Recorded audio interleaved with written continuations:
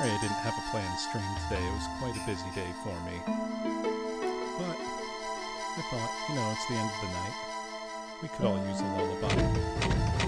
So this is a single level WOD for Doom 2 that was released earlier this year, 2021. And it has easily some of the most gorgeous visuals I've ever seen. Now, I've not beaten this. I just played a few minutes of it. Hey, how's it going, Super Upsetty? So this has to be one of the most impressive things I've ever seen. So you wake up, you're sleeping. You are asleep. You seem to be out of your body. You're doing all right. It's just feeling, towards the end of the night here. If I'm gonna look at this, look, we've got, out-of-body experience. The sky is falling. There's this gorgeous blue palace. I'm collecting my things from outside my house here. I've only played a couple minutes of this, and I realized as I was playing it, I want to share this with people because it's, look at this. We've got to cross into this palace of dreams here with this otherworldly music going on. Yeah, right. I too keep my big ass guns outside my house. Let me turn down the in-game volume a little bit, just because I know the shooting gets pretty loud. I might turn the music up slightly, just because it's really pretty. Let's turn sound effects down. Okay, that'll be a lot more manageable, I think. There we go. Crossing a moving star bridge to get there. It does seem that jumping may be required at parts in this level, which I'm not super used to in Doom, but there's no penalty for falling here. So I'm gonna make a fool of myself as I cross over this bridge. There we go. Yeah, I had just played a bit of this and thought, I've never seen anything quite so spectacular as this. And as I was playing, the gameplay was also, top-notch and making me think, okay, this is definitely one that I'm going to want to share. There's about 1,000 enemies in this map, so it's a big map. We'll hopefully be able to finish it tonight. We enter the Palace of Dreams now, and we're off.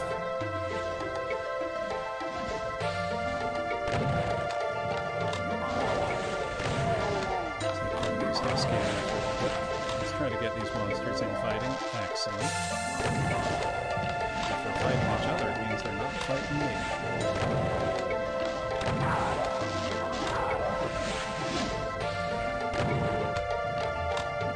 Yeah, right? Let's lower some weapons here. Just look at the architecture in here. It is just so pretty. I'm going to be gushing about the visuals in here a lot, because I don't think I've ever seen anything that looks quite like this. I feel like those guys are going to come out to play before too long.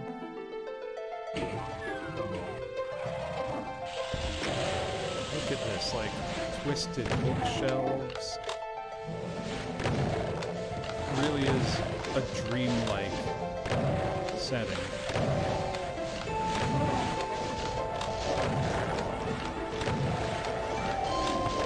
Oh, good.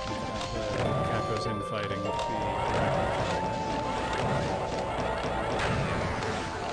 keeps me safe for a bit. Right? The ideal way to store literature is at varied angles. Hi, Androist. Good to see you. I had been playing a bit of this earlier, and I thought, I should just stream this because, look at this.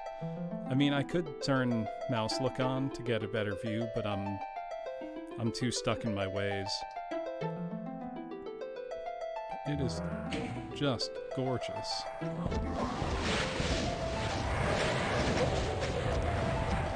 Gorgeous and dead. There's a lot of enemies all of a sudden. Yeah, it's extremely impressive interest. Like, I don't think I've seen anything that's quite equal to this in terms of just overall visual grandeur. I should have this allowed to do some more infighting on my behalf, but alas.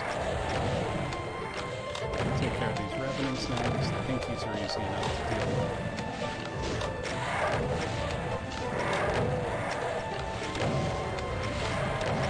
Now, I don't know what the overall difficulty on this is supposed to be like. I imagine it's not too bad, because it's been pretty straightforward so far. Not to say it's been... I'd say this is about average difficulty these days. Okay, let me turn the game down a bit more. There we go. Ooh, just in time, my last shotgun shells. Let's see... I'll just turn my input up a bit as well. Feeling a little soft-spoken since I had some singing work this morning, and I have more singing work tomorrow morning as well. Perfect. Yeah, right? Or do these all count as hidden bookshelves?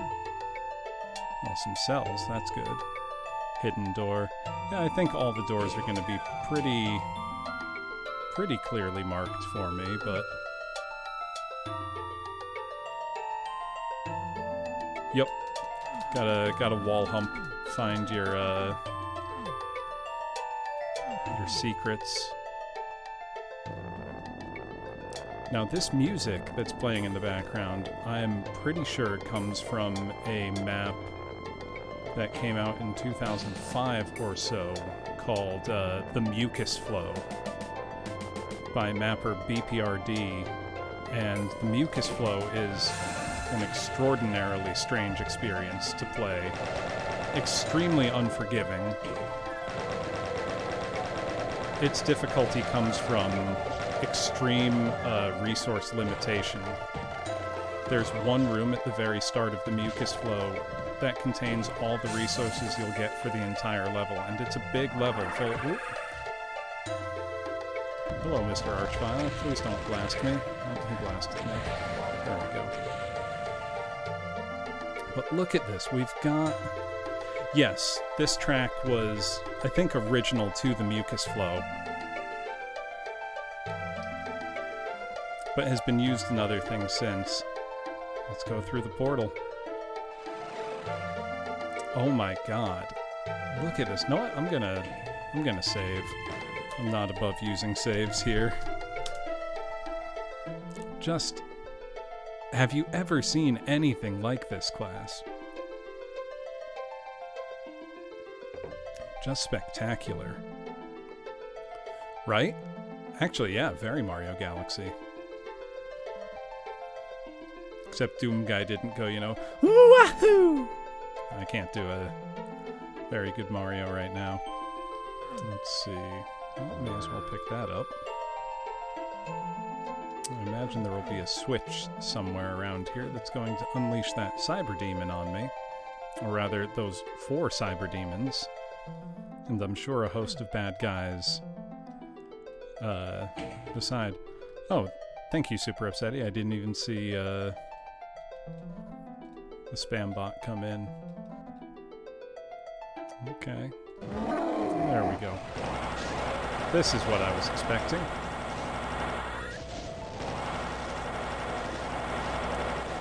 I guess let's not catch cyber demon rockets. I'll try to get the cyber demons to do my dirty work for me here. Oh. Caught lacking. Okay, so it looks like once I pick up the yellow key, all those cyber demons will wake up, but they'll stay in place as kind of like stationary turrets. So I think it will be in my best interest to try to get the cyber demons to take out as many of the filler enemies as I can. So I think originally Antroist, it may have been a flaw, but they clearly decided even before Doom came out to turn it into a feature, because I think it's map 8 of Doom 2 is called Tricks and Traps, and there's a room where you're clearly meant to bait a cyber demon into fighting a bunch of Barons of Hell. So Sandy Peterson, one of the level designers on the original Doom, clearly, by the time they made Doom 2, they knew they were doing it on purpose. And ever since then, it's become, a mainstay feature of Doom mapping.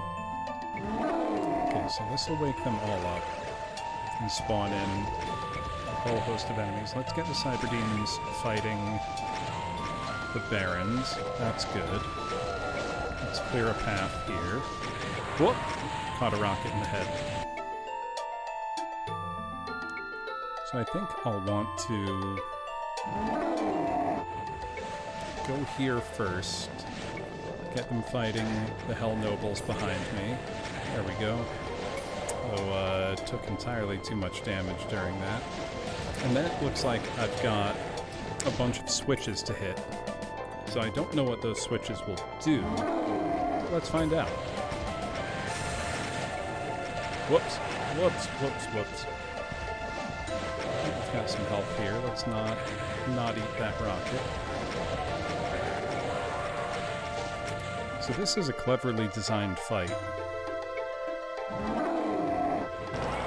Because there's, a clear objective I'm going to need to figure out how and what to, make of it, which are these switches. I've got to avoid eating a stray rocket, which is easier said than done. And we've got a ton of, filler enemies essentially just in the way.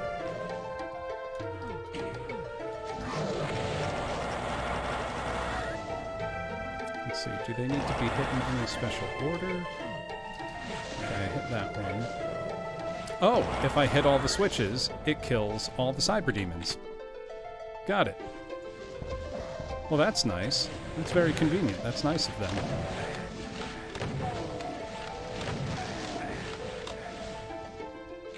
Oh, now this doesn't seem so intimidating at all, now that I've figured it out. Well, let's save ourselves.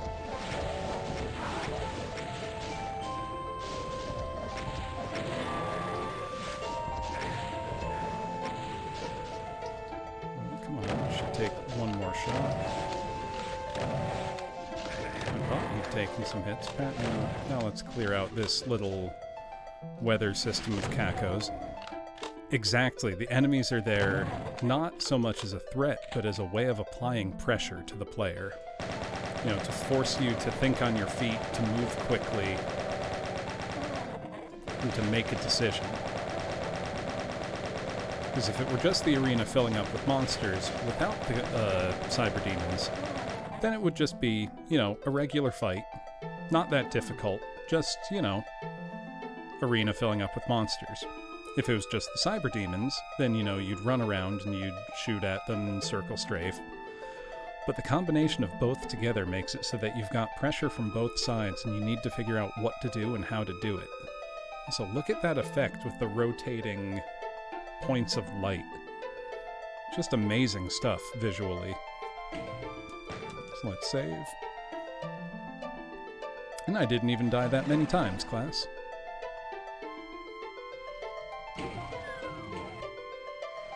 Ooh, and now we've got more enemies coming in where I had already cleared it out. Ooh, a lot of cacos. So this is kind of nice. It won't feel like I'm just backtracking through places I've been because we've got... Whoops! Yeah, through those same portals. So it doesn't feel like we're just going through, an empty environment. It feels like something is alive in here, though I think I saw a pain elemental. Yes, there was a pain elemental among them. That is what I would like to kill first, because I hate lost souls. Because in a room like this, which otherwise has a lot of, like, good rocket fodder, a lost soul can zoom right up to you, and then you'll rocket yourself in the face because of it. Well, I'm at much lower health than I thought I was. Let's... I know I said I was going to save my cells, but... let's hose down these meatballs and make things a little easier on myself. The kind of, you know, helter-skelter level geometry is making things a little visually confusing, so it's like, paint's your favorite element. Who are you, Doom guy? There we go. It's kind of like the map is keeping you off kilter, you know? It's not letting you become comfortable or relaxed. I really like it. Bug Raid! Hey, Barry, very good to see you. You have just joined as I am playing one of the most... Oh, absolutely, come be mean here, Kick-Ass. So I am playing Lullaby, a Doom 2 level that was released earlier this year that has some of the most beautiful visuals I have ever seen. We are in a dream world. How was Hades? Bring it on, bully me as best you can. Also, for anyone joining for the first time. Thank you very much for, you know, stopping by. I'm Professor Bloom. Horrid, Barry kept losing. So I did end up beating The Adventures of Square Episode 1, and I've got a few levels of The Adventures of Square Episode 2 left that I'll revisit at a later date. This is just because I had, you know, some time left in the evening and had played a bit of this level on my own and thought, this is way too pretty for me to not share. Because, I mean, look at it. This is just gorgeous. It's hard to believe that this is... you know, on an engine from 1994, essentially. Like, look at this. Who are you bullying now, me or Barry? Also, for anyone joining for the first time, thank you. I'm Professor Bloom. I do reading streams, music streams, and gaming streams. You have come just in time. The game I play most, by a huge margin, is Doom-based games. Typically high difficulty Doom 2 custom megawatts. And, I mean, people have never stopped making levels for Doom 2. This came out, I think, in February. Doom will never die. I've been playing Doom 2 since it came out. I will probably never stop playing Doom 2. I love it. Oh, Spectre. Let's take care of this Archvile real quick, so he doesn't go about resurrecting everybody else. Get out of the way here. Please make a Doom Eternal joke. Actually, long before Doom Eternal came out, in 1997 or so, there was a megawad called Eternal Doom. You couldn't bring yourself to do it. I know it must be done, but I don't know if I have the strength to do it. Let's see what's in this room. I'm just in absolute awe of the architecture in this this map. This is some of the most gorgeous Doom I think I've ever seen. The gameplay is good as well. It's quite challenging, pretty well balanced so far. I would be absolutely shocked if this doesn't win one of 2021's CACO Awards, which are the Doom community's, you know, annual award ceremony. There is an award ceremony in the Doom community. So I actually did enjoy Doom Eternal, even if it frustrated me with its constant tutorials. It felt like every other minute they were like, hey, check out this tutorial for a new feature.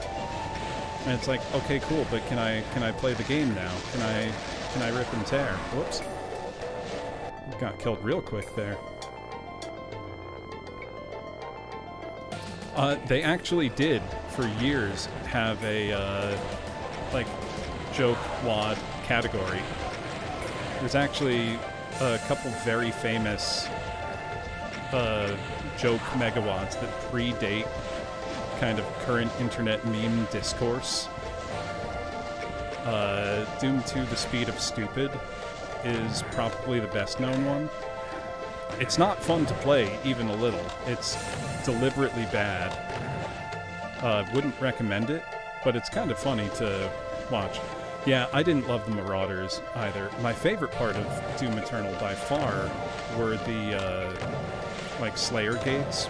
You know, when you would go into that, like, basically a challenge arena. Kind of like what's happening right now, where you've just got a room, you have to clear it out, and it's, you know, high challenge.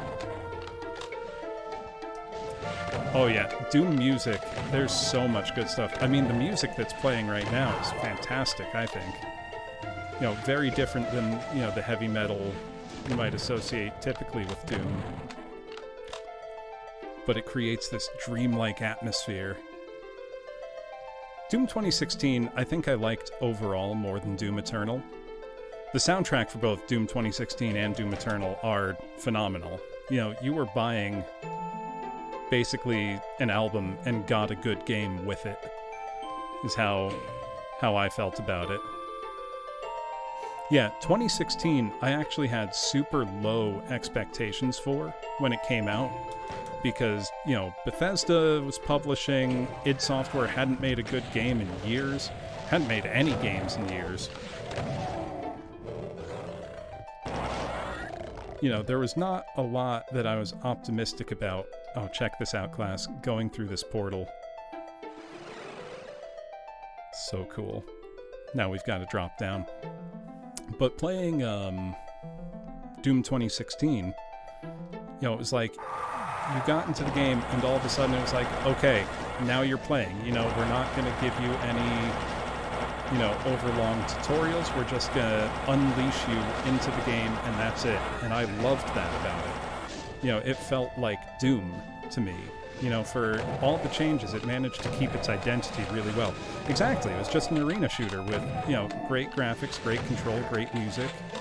Even the, you know, glory kills, which I thought I was going to hate, ended up being really well implemented, and they turned enemies into a resource. Yeah, it's like Eternal, clearly they were very, very proud of the lore that they wrote for it. And, you know, I'm sure it's fine. There's nothing you can do to make me care about it. Whereas this, you know, it's almost unfair comparing something like this to the newer Doom titles, because we've had, you know, 25 plus years of custom maps now. People have gotten really good at making maps for Doom. You know, they are sophisticated, they're well, finely honed.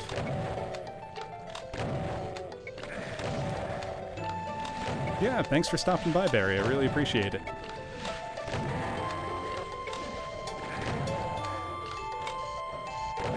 Whoop, those chain gunners, yep, they're gonna get me. Yeah, exactly. Glory kills to the beat.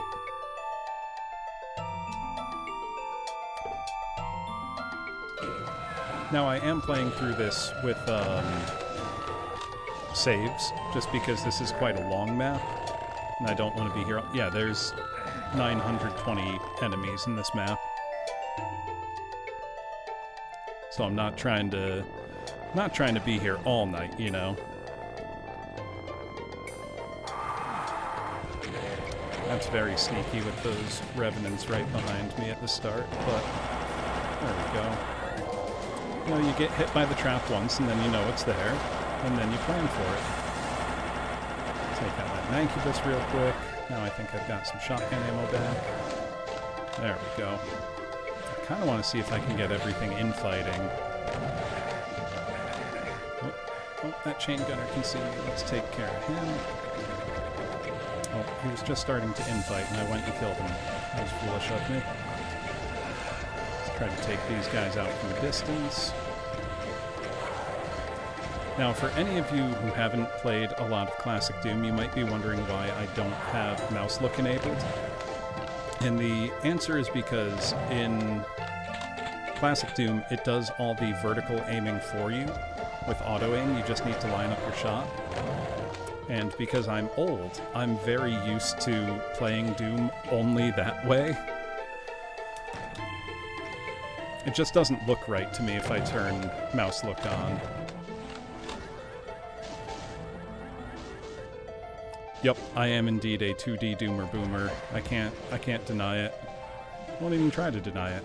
I am gonna punch this Hell Knight out though. Show you my hype boxing skills. Whoops. Whoops. I tried to show off. So, Based Bug, I've been playing custom Doom WADs for, probably 15 plus years now. So I've been doing this for a long time. And actually quite a few people stream this type of Doom content on Twitch, but not that many VTubers do. So if I can get more people interested in the Doom community, then that is a win for me. Oh, Star Wars Battlefront was excellent. Actually, if we're talking old Star Wars games on PC, I had a couple favorites that I still have either my old floppy disks or my old CDs for. Notably, the Dark Forces in the Jedi Knight series. Those are some of my favorite games of all time. Like Jedi Knight 2, Jedi Outcast is one of my most played games ever. Like, back in the day, I was in a clan for that, constantly doing duels and free-for-alls. Just hours upon hours. Oh yeah, the Dark Forces 2 cutscenes, pure Kino. Really, if we go back even further, you had, Rebel Assault and Rebel Assault 2, which weren't great games. They were kind of, FMV, almost, interactive movie type things, but they were the first new Star Wars footage that had been filmed since, the Battle for Endor made-for-TV movie. So, as a kid, it was like, oh, this is amazing. I'm playing Star Wars. And when the first one came out, I think it was 93, my family had just gotten our first CD-ROM drive. So it was like looking into the future. TIE Fighter, Antroist, I'll post a picture on Twitter later. I have my original TIE Fighter floppy disks, still. And I do have still a 3.5-inch floppy drive. So that might be something I would like to do. And, maybe do a stream. It would be disingenuous to say original hardware, because, the family PC that I played those on is presumably long, long gone. But I could say, we're going to set up DOSBox and we're going to play, games off floppy disk. The Cronus Zen. No, I don't think I know that kick-ass.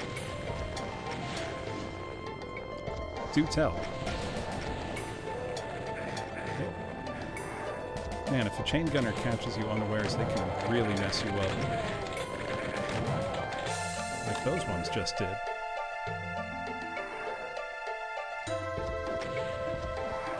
I think the first game I ever saw on a burned CD was a copy of Quake 2 that my dad brought home from a colleague of his at work in 1998. Quake 2 was like... I mean, as mind-blowing as Quake was, Quake 2 felt like a quantum leap, and it was only 2 years later. So, can we just appreciate this, gorgeous ice cavern texture? This is amazing looking. So, I played a little Star Wars Squadrons on PS4, and I thought it was okay. Since that game came out, though, I have gotten PC VR set up with a, jailbroken Oculus Quest 2. So maybe I should go and set up... Oh, I don't like this. I feel like I'm going to grab that key and all those arch files are going to come out to play. I should get the PC version of Squadrons and play it in VR because I feel like that would fulfill my dreams from childhood. Oh, even worse. They teleported somewhere. Which means they're probably... Yep. Resurrecting monster somewhere. Take care of the pain elemental real quick. Oof. Huh. I did not know that there were aimbots like that on console. That's actually really disappointing. I feel like that would ruin, so many communities so quickly. Alright, let's take care of these arch files real quick. Whoop. Come on. There we go. Oh, another one can see me somewhere. Where is he? This is a cleverly designed fight, though, with all these arch files coming in, suddenly resurrecting everything you just killed. And then not that much cover. Oh, I think he just got stuck on some level geometry. I'm not going to complain because that glitch probably just saved my life, but...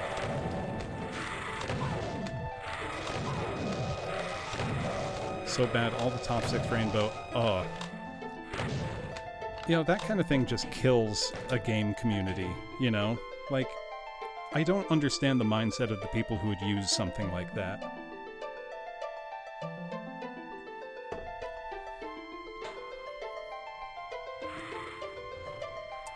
Trying to think. Oh, as far as Star Wars games go, I think the ultimate Star Wars flying game that's not, TIE Fighter, for me has got to be Rogue Squadron 2 on the GameCube. Because when that came out, one, the graphics were unbelievable. Like, nothing else in 2001 on console looked anywhere near that good. Rogue Squadron 2 was it's still to this day, the graphics in that look pretty good.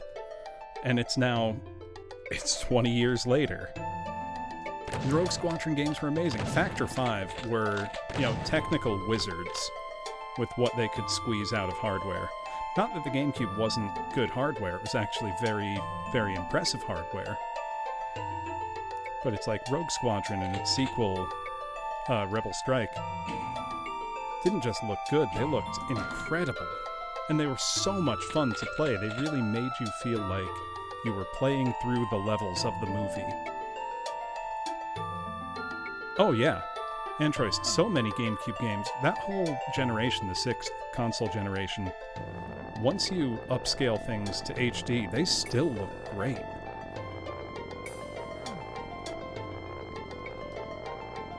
Yeah, using the D-pad. Then if you held Z, you could freely rotate your ship, which was always super cool. Yeah, Metroid Prime, gorgeous game. Killer 7 is another one, still looks amazing. First game ever, Sonic 2, excellent.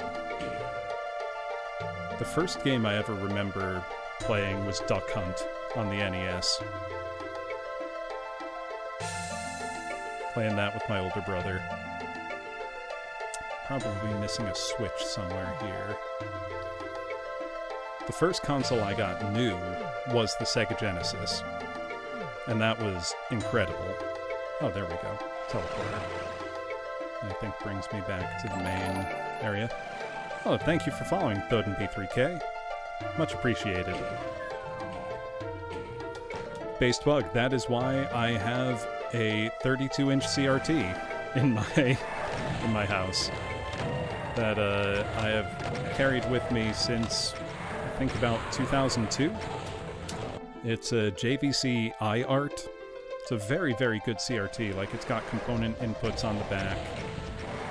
I think it can do up to 1080i for picture signal. So, any retro games look spectacular on it. But, boy, it's heavy. I think it's almost 150 pounds. Did you enjoy my channel trailer? I enjoy that channel trailer. Actually, Based Bug is the one who made that channel trailer and did an excellent job, so I'm gonna give him a shout out real quick.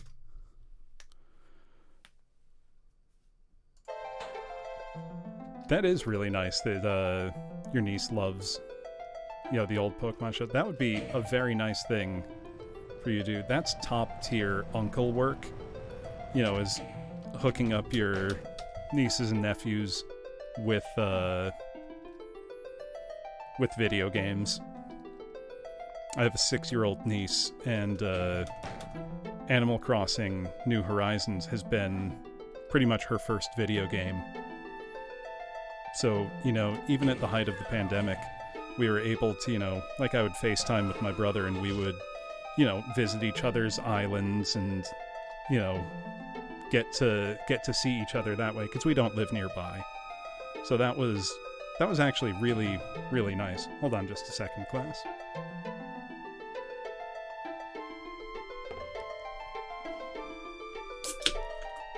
Thank you, Super Upsetty. Though, class, I do have though I did just crack a cold one, I have that points redeem turned off tonight, because I have to be working by around 7 a.m. So, yeah, if you get her, you know, into Pokemon or classic video games in general, that's a big-time win as an uncle. That's what uncles are for. You know, getting your nieces and nephews into hobbies like that. I think I was just saying last night, actually. Oh, yeah. The best example of that I can think of, Based Bug, you can look at something like Final Fantasy III, or, you know, Final Fantasy VI in Japan. And, like, the text, or Chrono Trigger, the text for, like, in signs, it was essentially like they were counting on that to provide, you know, the dithering inherent to that CRT scanline process. They were almost adding detail, because your brain fills in those details. Oh my god. Ooh. A lot of guys spawning in up here. Got a party. Can I avoid these Revenant missiles, please? There we go. Let me pick up some health while I'm down here. Ooh, I can see them up there.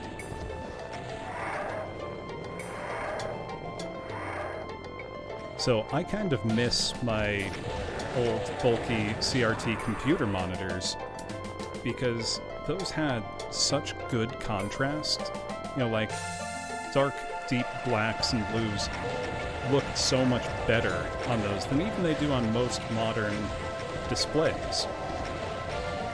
You know, that's one thing I should invest in upgrading, are my monitors, because I'm just using, you know, ThinkVision something 1440p monitor and a Vizio 1080p monitor. Yeah, exactly. Super Nintendo rendered at an internal resolution or aspect ratio of 8:7, but was meant to display on a 4:3 display. I do have a slight bone to pick with how the retro gaming community is in love with, you know, old Sony broadcast monitors.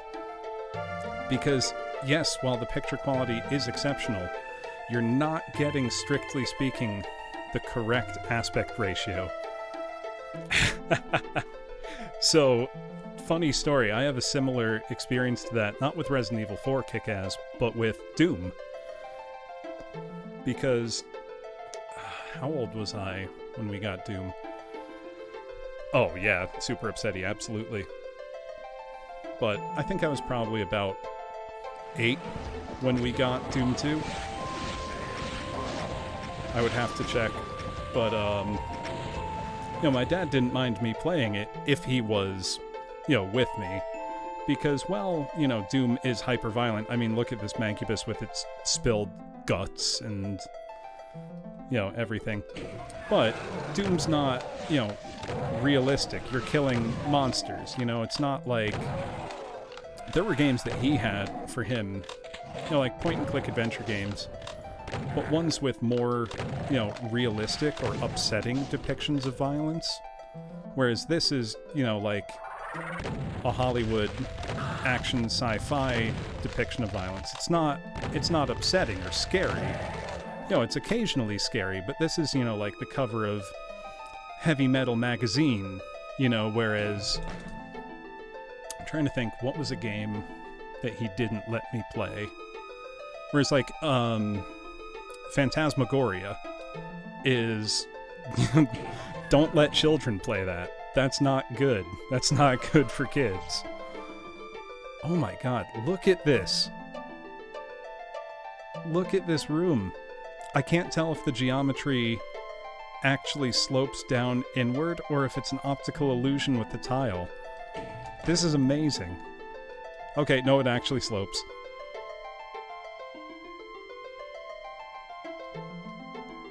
Galaga, yeah. Excellent old arcade game. Gonna avoid the big health pickup. There we go. This is astonishing. It is a shame-based bug. Because sometimes, you just want to hook up your old stuff without too much trouble. Okay, so we're gonna have a bunch of stuff spawning in. Ooh, cacos are coming out of the holes in the floor. God, this is cool. Oh, that's a lot of revenants. Actually, I should use the revenants to try to infight with all the other stuff once things start popping off. So now that I know what to expect, let me pick up the smaller health pickups. I'm also going to save real quick and jump in a hole and see what happens. Okay, it just brings me back here.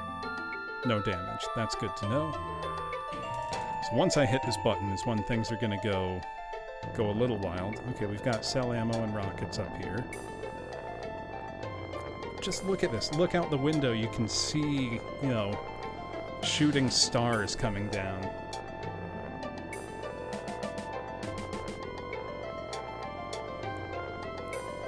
Oh, that's a bummer. Super upsetting.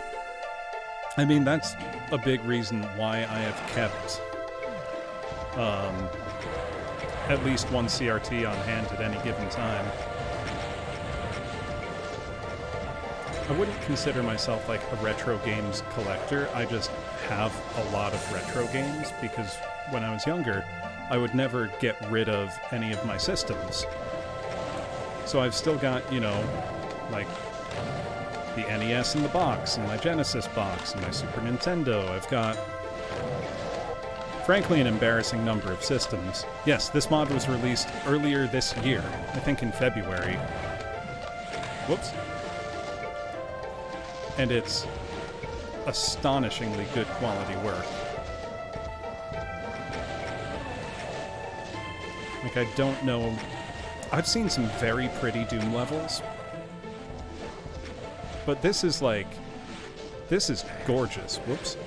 Sloppy movement on my part just led me taking that to the dome. There we go. Like, I don't think that this is pretty for being on the Doom engine. I think that almost anyone would look at this and say, wow, that's really pretty. Oh yeah, no, Antroist, if I'm buying a game, I'm gonna play it, Like, I could never buy something without the intention of using it. Because what good is a thing if it can't do the thing it was made for? It's a disservice to the item itself. That's how I think of it. Yeah, I'll take the health. I'm in awe at this level.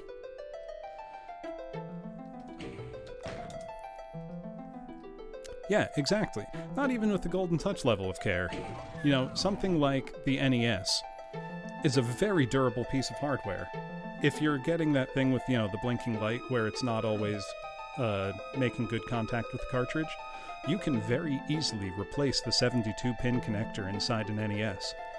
All these old systems are actually quite easy to service. Oh yeah, the collecting sealed stuff I don't get it. I don't get the appeal. I don't get the point.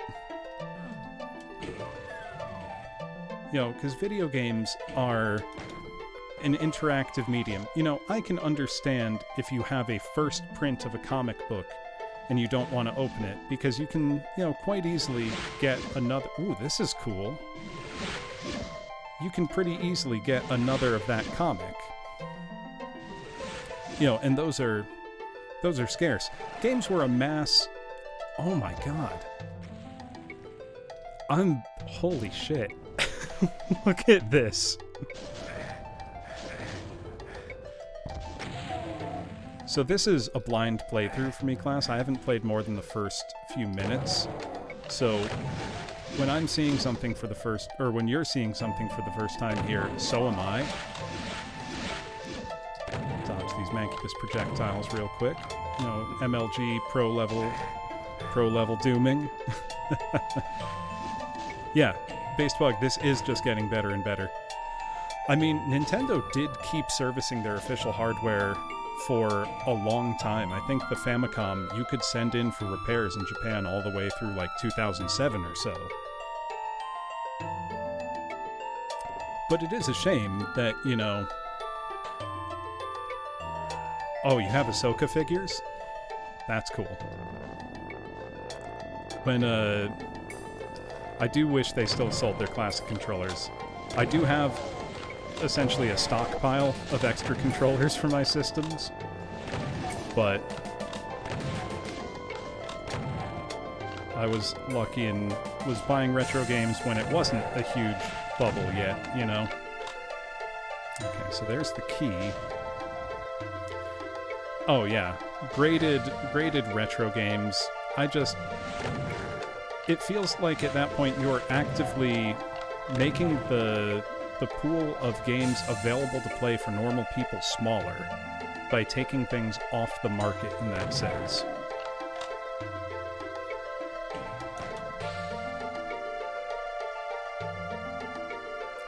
So, super upsetty. I imagine if you have, you know, one or two of every Ahsoka figure, you probably feel similarly to how I did when she showed up in Season 2 of The Mandalorian. Sorry, spoilers for anybody who, you know, somehow hasn't seen that. Because it was like she walked out of the Clone Wars, or Rebels, and straight into live action, and there was no moment when my brain was like, that's not Ahsoka. It was just like, she showed up on screen. It was like, oh yeah, that's Ahsoka. They did it perfectly. Rosario Dawson was an incredible casting choice. Okay, so there's a spider mastermind just chilling in the center here. Whoops. But I'm gonna need to unfreeze somehow. Just look at these spinning gears. Look at everything here. This is too much. Oh yeah, Dark Troopers, thinking of Dark Forces. It was like... So whenever, Oh, that blows. The official event, Manaphy. Yeah, when Mando was airing, you know, during the episode, I would text my brother and be like, okay, are you watching? Have you watched it yet? And we would just... Oh, so the Doom engine actually can handle more intense lighting than this. Super upsetty. But it's really up to map makers whether they want things to conform with, you know, a look. So Doom can have dynamic lighting, colored sectors, etc. So I've just hit... Okay, that lowered the blue key, so I feel like I'm going to pick up the blue key and a bunch of stuff's going to happen. Yep, the Spider Mastermind woke up. So I want to get the Spider Mastermind infighting with everything else that showed up, because the Spider Mastermind is actually very, very weak in most scenarios. Other than, you know, you as the player character, whoops, staring straight at her. Whoa, whoa. Okay, that didn't go great. Doomsday can do some crazy stuff, though I don't like the look of the 3D models. So, Kick-Ass. Doom is, you know, I've heard people make the argument that Doom's not really a 3D game, and I'm going to tell you why I don't buy it. Because even though, yes, the binary space partitions work as a 2D top-down, plan design. But Doom does account for height of all monsters and projectiles. It accounts for, speed and trajectory on a z-axis. For most functional purposes, Doom is 3D in that sense.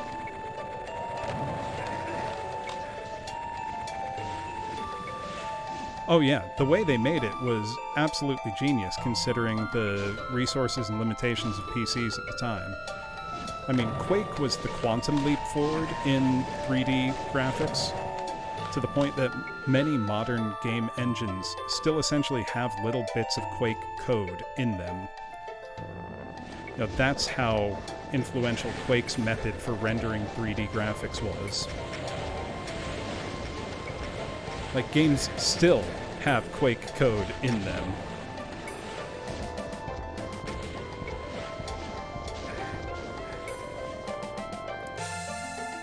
So, better level creation tools have evolved, based bug, to the point where, when Doom 2 came out, there were essentially no tools, and people making custom levels were basically hacking them together on their own.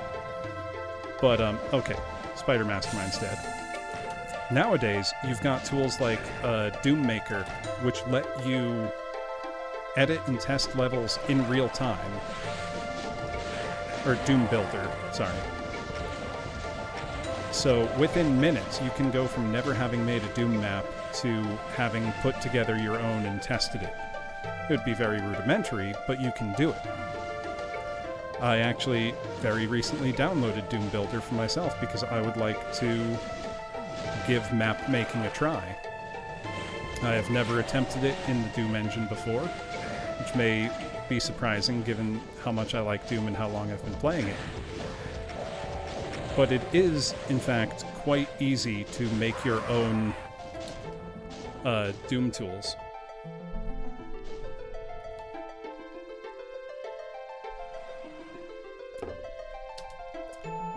Actually, as I get, better at using Doom Builder, that could be a fun stream, watching me maybe lay out and make a Doom map. I would love to see what it looks like when something like this is being made, just because I can't imagine the amount of work that goes into something like this.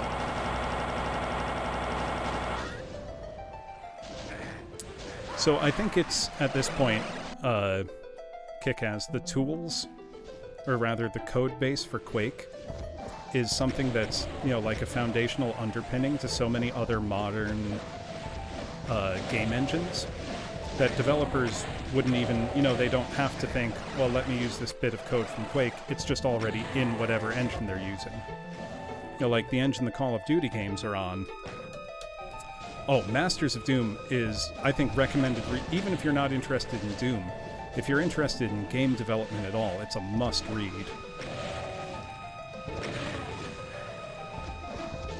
Like, I know the Call of Duty engine still has Quake code in it. Source 2, Valve's newest engine that Half-Life Alyx was on, still has bits of the Quake code base. Because Source 2, is an iteration of Source. Source was an iteration of Gold Source, and Gold Source was a heavily modified Quake engine.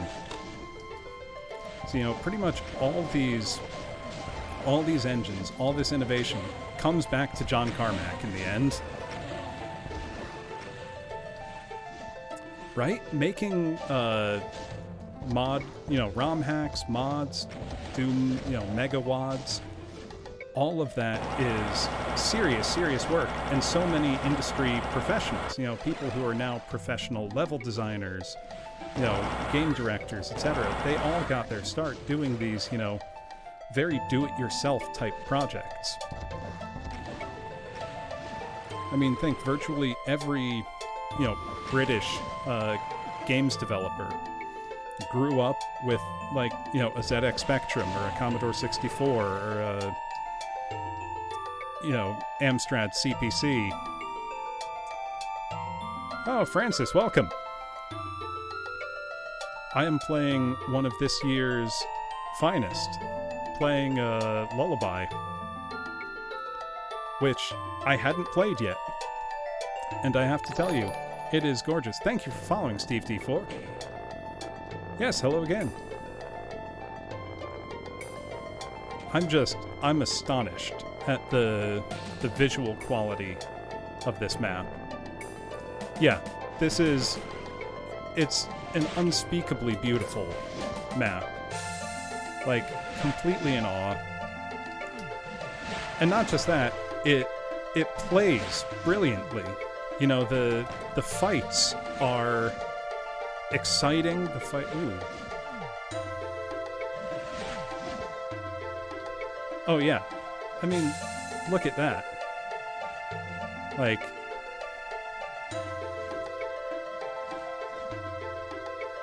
right? I do wish Nintendo had a more forward-thinking attitude on fan works. Okay, we've got a Cyber Demon Pain Elementals coming out. So let's try to take care of the Cyber Demon. We'll get him to take care of the Pain Elementals for me. Yeah, just like that.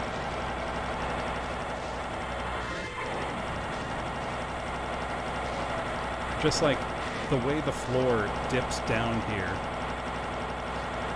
Just astonishingly good. Whoops. Thought he was dead. Right? SciPM. So I have a, like, 3070 RTX, and I've had a few frames drop here and there. Actually, I was playing, Antaresian Reliquary the other day, and I was playing the secret level, which has 42,000 enemies, and I had to drop the resolution because my frame rate was dropping to a crawl. I actually had to switch from, yeah, that secret level is the most insane thing I've played a lot of Antares maps, and I love them. They're gorgeous, brilliantly detailed, very fun to play as well. That secret level is insanity. Like, plain and simple. Typically I use GZ Doom just for the ease of use. Yeah, the Eclipse of Beetlejuice. I usually use GZ Doom just because it's easy to use. You know, well-featured, high compatibility. I switched to PR Boom Plus for that, and even then had to lower the resolution to, like, 1024 by 780 or 720. You know, some much lower resolution in order for it to run at a high frame rate.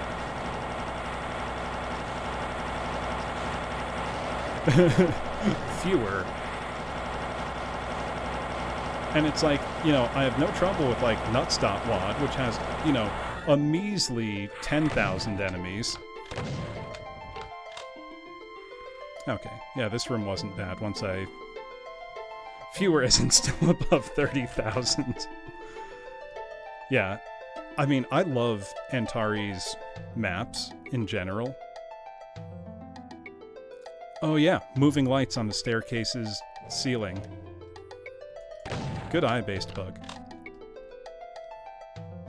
Or now the torches are all upside down because we're in a dream world. This is a mind-bogglingly pretty everything. I mean, like, there's only so many times I can gush about this, but I'm gonna keep doing it, because I mean, just seriously, look at this.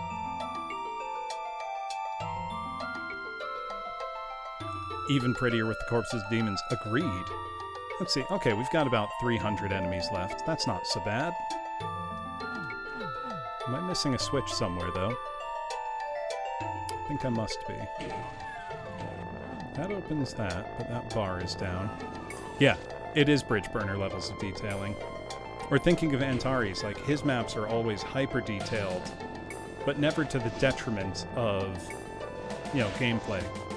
Like, Struggle, his Megawad that replaced every weapon except the Super Shotgun, which normally I'm not a big fan of, was extraordinarily fun to play.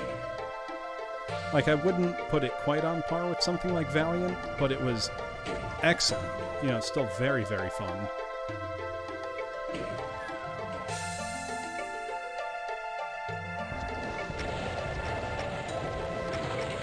Oh, those were specters spawning in. So I've noticed the specters in this map are genuinely quite hard to see because of the general color scheme and lighting. And more than once I have fed myself a rocket because of it. That's true. They are tech bases, but they're at least, you know, not, you know, standard Doom 2 looking tech bases. You know, they had some visual interest to them.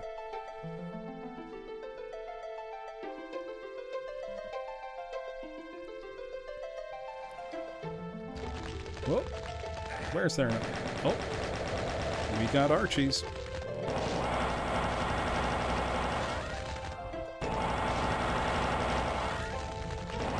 Whoop. Oh, almost ate it there. Come on. Okay. Mancubus is back up there. Reliquary is better varied.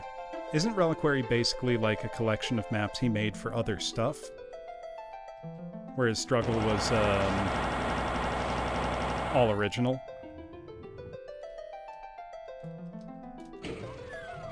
Okay, that's where I just came from. Can't go over there yet. This, I don't remember. Francis, do you remember who the mapper that made Lullaby is?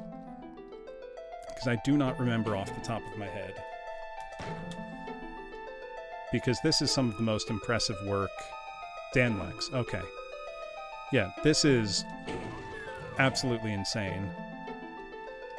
Another single level Megawad, or not Megawad, just WAD, that I downloaded recently and played a few minutes of and could tell would be another good one to do on stream like this is Tartarus.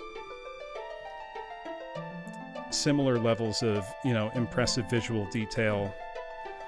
Not quite up to this, you know, level of unbelievable detail, but then again, I don't think... Yeah, Ronnie James Diner. I was very impressed by his maps in Rowdy Rudy 2. So when I saw Tartarus, I'm like, ooh, I gotta check this out. This ought to be good. Oh no, that's not. I want to go back to the main room up here. I was just playing Technicolor a couple days ago, not on stream, off stream. That was wild. That was a trip. I'm not used to that style of, like, you know, heavily de-hacked GZ Doom stuff, but it was a blast, you know, just crazy. Yeah, for vanilla compatible, Rowdy Rudy 2 is very impressive, though. Ooh. Ooh. Look at that view, class. We got these big doors opening into this big chapel-looking room, and I see an invulnerability and a BFG. So I think we are about to have a lot of fun. Oh, I need all 6 keys. I need to go... Oh, those must be the secrets. There's 3 secrets. Oh, I think I see where this is going. If you don't pick up the secrets, which are the 3 card keys instead of the skull keys, no invulnerability in BFG for you. I think that's what I'm looking at. Can we go back? Okay, we can still go back. Do I want to go try to find those secrets, or do I want to just... You know what, let's save. Let's see what this presumably last fight is like. And if I want to... Ooh, Ray Mohawk 2. Yes, that was also a Doom Kid project, right? Okay. Let's see. How crazy is this room gonna be? Because I'm seeing a lot of resources in here.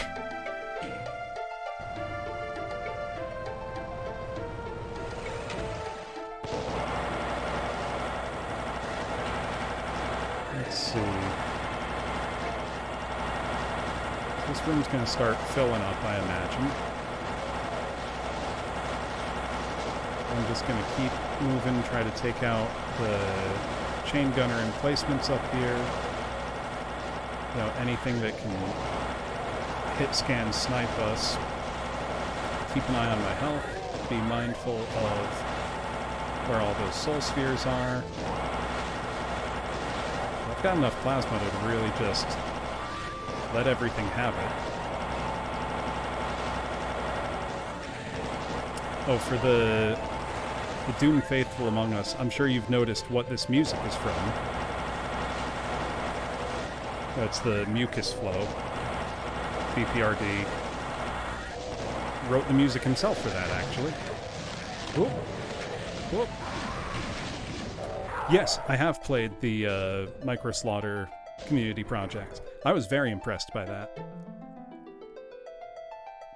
It did a good job communicating slaughter map concepts in, you know, bite-sized levels. And the visual detailing was absolutely spectacular for that whole project. Really excellent.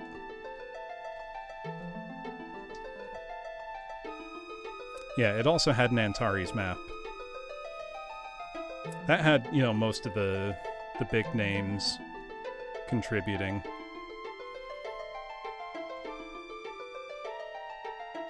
I am tempted to go back and secret hunt.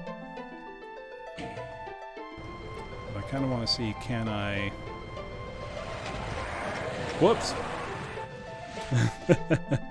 Oops. You know what? Let's take a brief detour class and see if we can't find... There are 3 secrets in this map, and I am almost positive that they will correspond to these 3 keys. You can see the yellow key there. And that if I get them, I will get an invulnerability and a BFG for my troubles. Which would be very nice. It would make that last room maybe trivially easy. Because I know... I mean, I can't really talk big since I just died there a few times, but that last room does not look over difficult to me. Look at those moving pillars there. That's amazing. Alright, well, let's keep moving. I think this library room might be my favorite visually. With these twisted bookshelves and the floor wrapping around.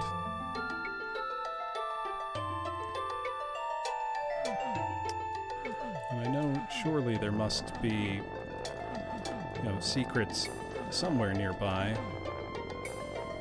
But I don't know if I want to spend the time to find them. Is there any of them? Shot activated. Twisted literature.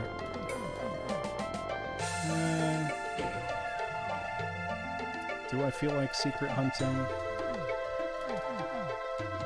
Oh, there's one secret. Okay, yep. So that pretty much confirms that this is how the secrets are going to go. Exactly. There's, you know, absolutely beauty in simplistic graphics. And I do agree, realism definitely has, you know, photorealism has an important place in video gaming and art in general, but it's not a replacement for other types of visual design. You know, I think the biggest beneficiary of, you know, realistic rendering is in materials rendering, which ironically makes rendering dreamlike scenes more possible and more, you know, impactful. When a scene from a dream can take on, you know, dreamlike qualities in a realistic way, exactly Super Upsetty. You know, style is forever. It's why Wind Waker on GameCube still looks great. And some other games that came out in 2003, not so much. I mean, not that this would run what I'm playing now in vanilla Doom 2.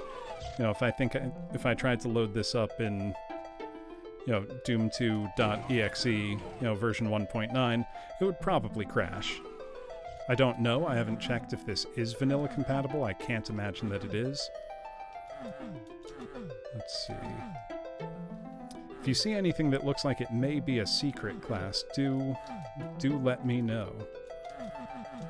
Because otherwise we're going to be going to suspicious places and wall humping a bit. That is one of my big shortcomings as a Doom player, is I am not great at secret hunting. I don't always have the eye. Oh yeah. No, we need a limit removing source port to run this, I imagine.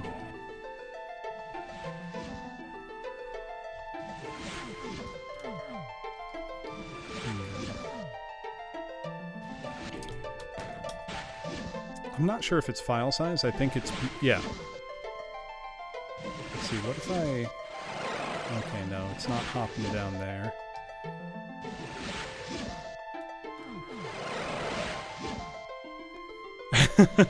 Someone's talking about rice.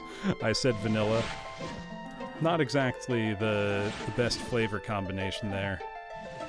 Well, let's see. I can't imagine that the secrets would be hidden in these rooms, because they all connect to the main hub.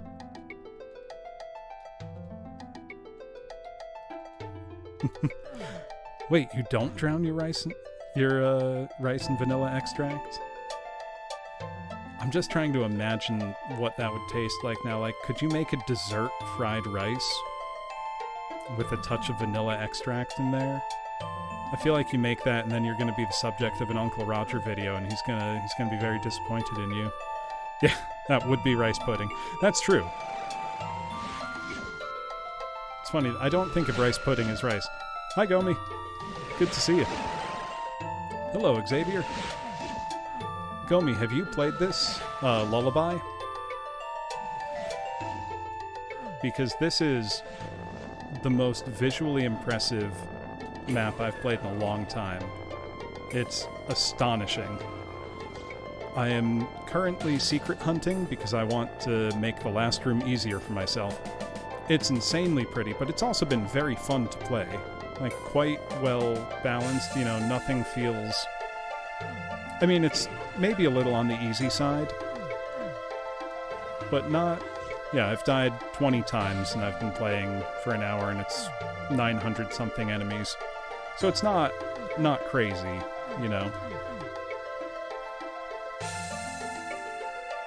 Oh, I didn't know that. Oh, absolutely, Deet Saw. Think of, like, the difference between, Blood and Blood 2. To throw Monolith under the bus there.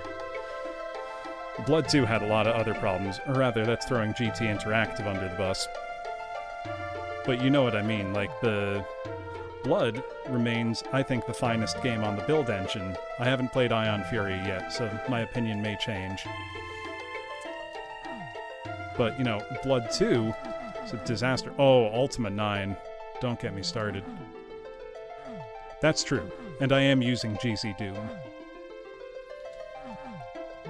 Thinking of that with the True 3D in GZ Doom, one of Dragonfly's maps, Order of the Odonata, has a super impressive 3D modeled tree in the starting area, and then has a very impressive portal that leads you to the final arena where it, kind of springs up out of the ground.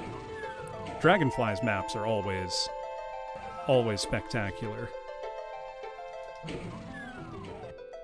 I played recently on stream a bit of his map Nightlife. Boy, that one's fun. It's, amazing, everything pulsing in time to the music. Am I missing... do I want to keep secret hunting, or do I want to just get on with it and tough out the last room like a big boy? Oh, yeah.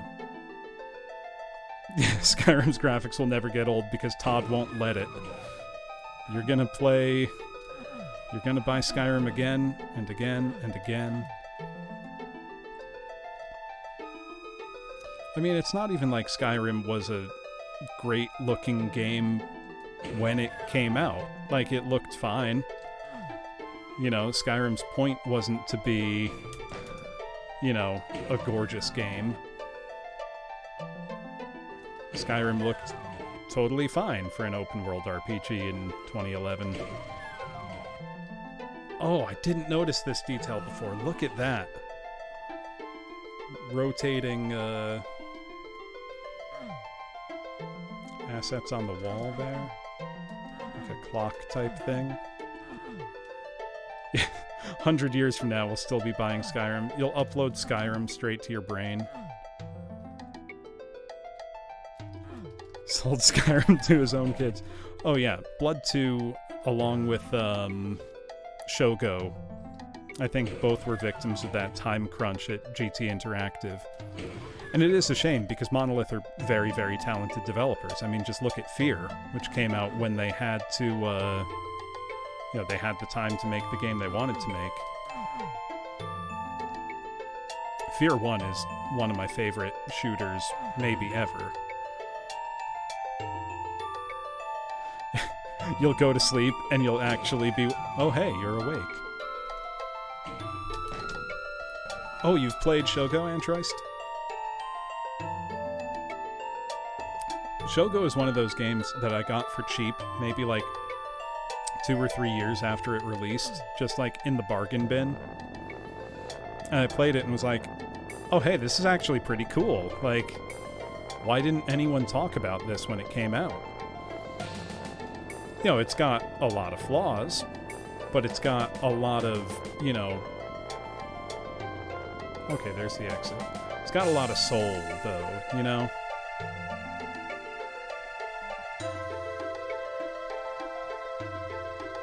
Oh, Jurassic Park Trespasser. Exactly. That was one that, you know...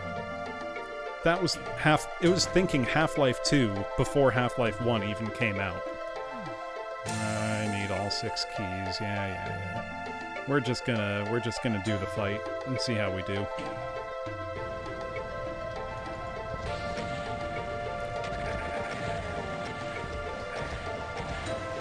I'm gonna try to take out all the hit scanners as quick as we can, and then just hose everything else down in plasma. Pick up some health. Go grab a Soul Sphere. Oh, there's a monster blocking me from the Soul Sphere. Shogo was fun.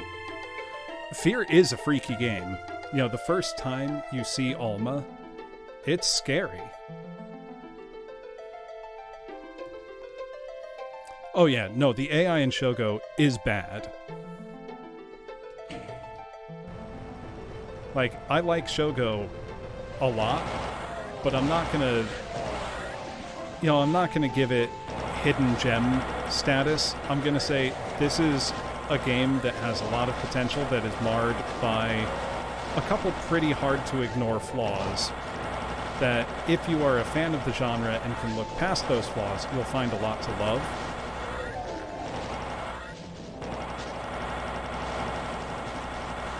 Yeah, exactly.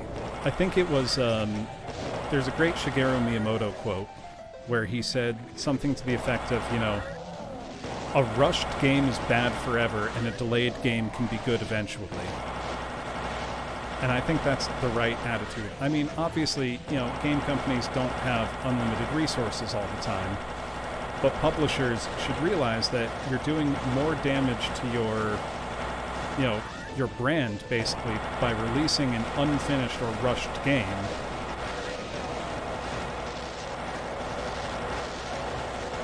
I mean, imagine if, you know, like, Valve tomorrow said, okay, finally, we're going to release, you know, Half-Life 2 Episode 3, or Half-Life 3, or whatever you want to call it at this point, and it just wasn't done. Like, it would be such a disappointment that it would be better if they just didn't do that, you know, didn't release anything at that point. There we go. Oh, now we've got Arch Files. Okay. Oh, Sonic 06, absolutely. Yeah, Doc Pestis, yeah, that's true, Deep Saw. Cyberpunk did prove that wrong.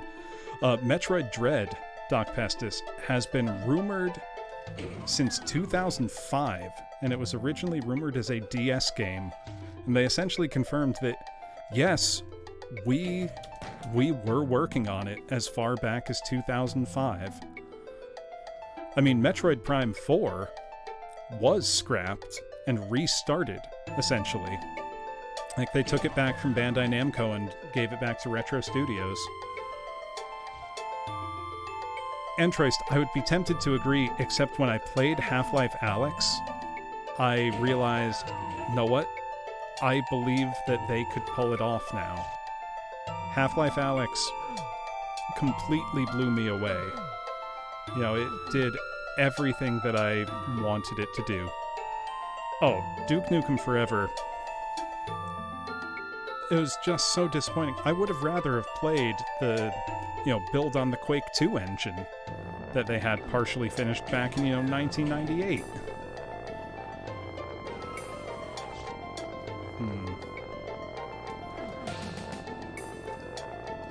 Feels like if I can walk up here, there should be a secret. Now I know jumping is enabled in this. Yeah, it's hard to say because it's like, who's even working at Valve anymore?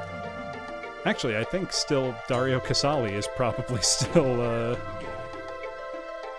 working at Valve.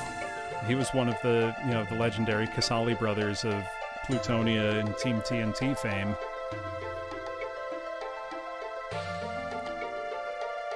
Yeah, Cyberpunk I have not played yet, and I figure I will play it in a few years when the community has made it into a game worth playing. Which I realize is a pessimistic take, but I think one that will prove a good decision in the long run. So I need to find 2 more secrets, because now that Archfiles are showing up, I really want that BFG.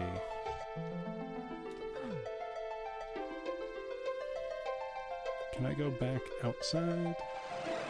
Yes, I can. Let's just enjoy the bridge from the start for a second, class. Let's get the wide view again. This is just spectacular stuff. Even if it does make you do a bunch of platforming. Look at that. Oh yeah, I mean, DNF in something like auto racing means did not finish.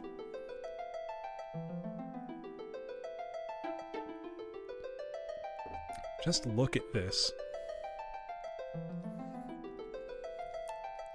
Absolutely incredible. This is the starting area. You actually wake up in Doomguy's little house here. But not only do you just wake up, you see yourself asleep on the bed. So you are snoozing, having an out-of-body experience.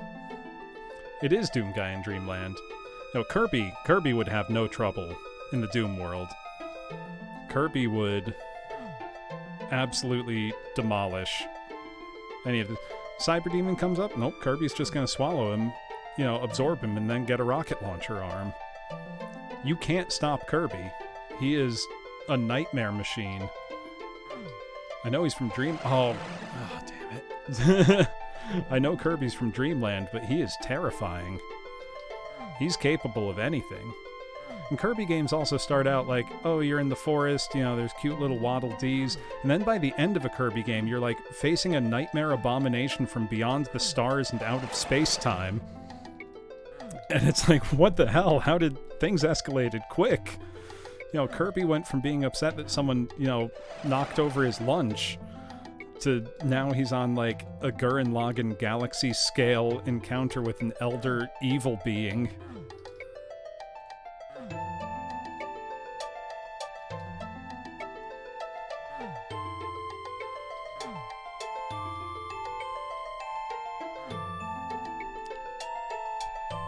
Yeah, exactly, Kick-Ass. Like, I would just I would much rather wait until a game is done to play it. Oh, those portals are so cool. So I can see the yellow key, but no idea of where to get it.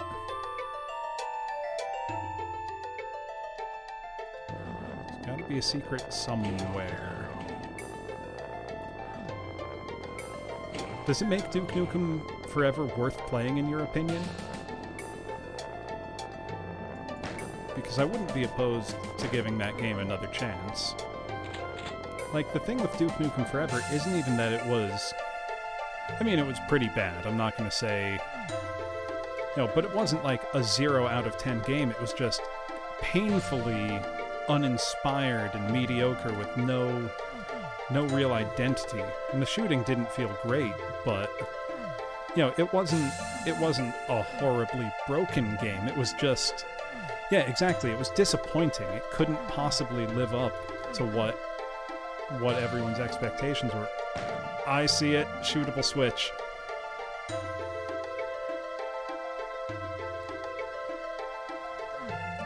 Exactly. You know, a bad game, a game that's outright poorly made, can actually be a lot less disappointing, let's say, than something like Duke Nukem Forever, which is a mostly technically competent game. You know, like, it works for the most part, but it's such a massive letdown. There we go, that's the secret. Okay, we've got 2 out of 3 now. I saw that shootable switch. Okay. I really want to find this last secret now, class. I'm gonna guess it's in one of these areas where I haven't found a secret. Yeah, exactly. Big Rigs. Terrible game. Not really disappointing, because it was, you know, a bargain bin game from its very inception. It's not like anyone was like, man, I sure can't wait for Big Rigs Over the Road Racing. That's the game I've got on my, you know, I've got my eyes on. No. You know, it was a game pumped out for the, you know, $10 bin at Circuit City. Or, you know, Software Etc. or Babbage's, or name, you know, whatever defunct chain now. Let's see. Okay, now that I know shootable switches are a thing in this map, I gotta keep my eyes open.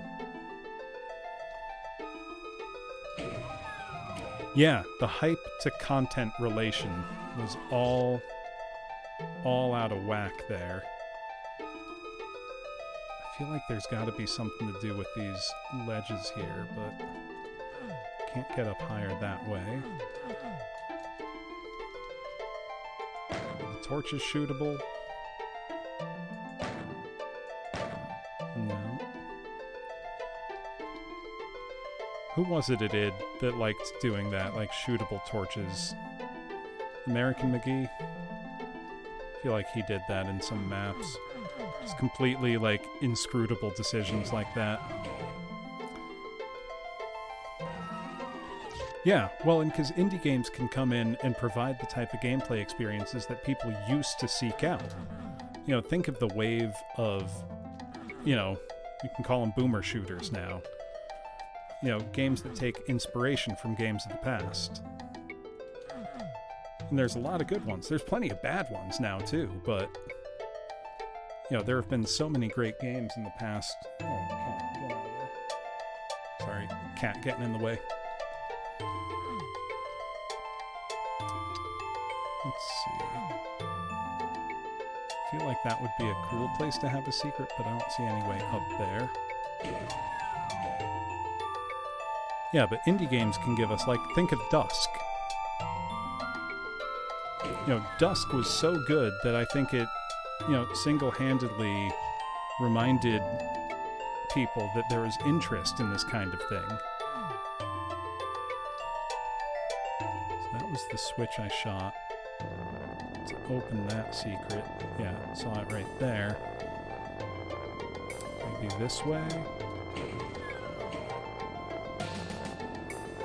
Yeah, I would be curious how well some of these games have sold.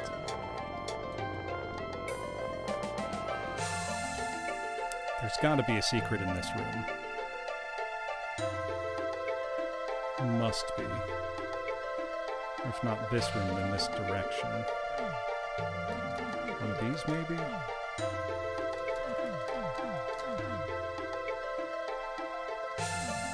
Can I get up there? Yeah, bad management will kill a project every time.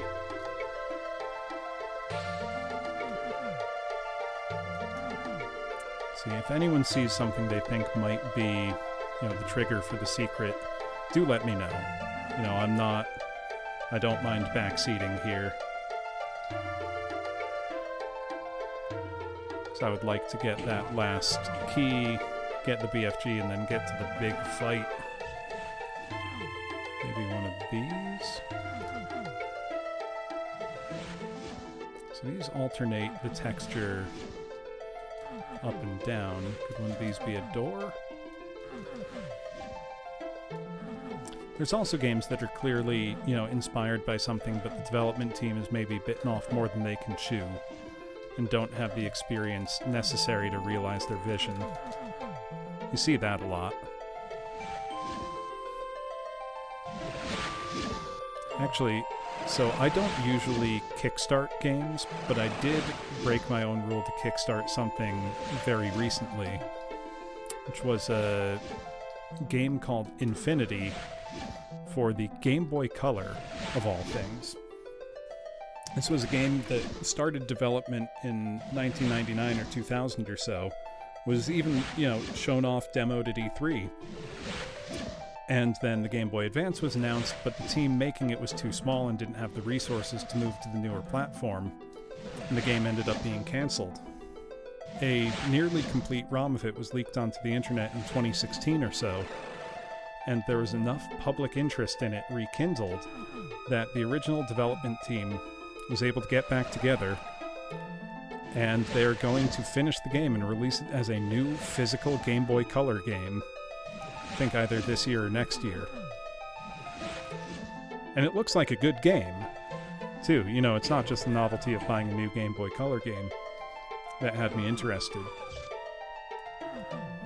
So that I would have been a teenager when that game came out initially, and it's very much the kind of game I would have bought for myself back then. So I thought, I can't not support this. I also want to point out, look at the texture. Yes, they are going to be selling it digitally on modern platforms as well, or just to download the ROM. But I think you'll be able to get it on, Steam, Switch, everything. Look at the lighting, the torch casting light onto the walls. I know it's just a different texture for those couple spots, but that's such good attention to detail. Let's see. Falling down any of these get me to my secret.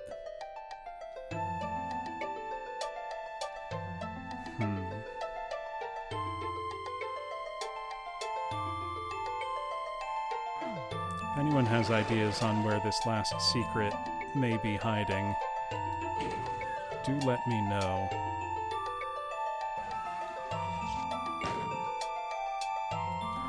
Yeah, none of that loot box stuff, I don't want to pay for a chance to get something. If you want to charge players for cosmetics in game, that's lame, but, be honest about it. Say, hey, if you want to buy, this holiday event skin, or, the special event we've got going on, here it is, it's $5. Whatever. I'm not going to buy it, but I'm not going to be upset about it because it's not for me,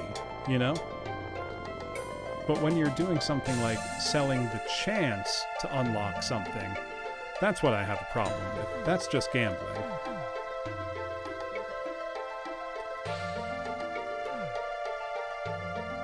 Crack in the wall somewhere. I mean, it might be super upsetting.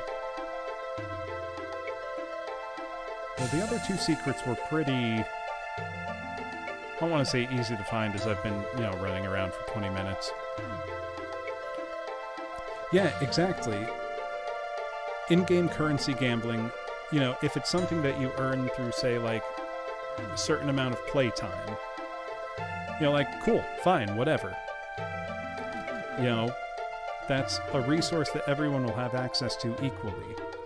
And as long as it doesn't affect, you know, that was a hidden hallway, but that was from the other secret. So that's the one I already got. That was where the yellow key was when I saw that shootable switch. Yeah, now it's a Doom game for real, Dr. De La Plaga, looking for, you know, a switch or a key that I've missed somewhere. I could hurry on to the end of the level, but... Ooh, you know what? Let me go look at where the key itself is, because then I should have an insight into where it is, because I could see the library from the other side of that one secret. So let's see. The last one I'm missing, where's the little window to look at it? God, the vaulted ceiling in this room is so cool, though.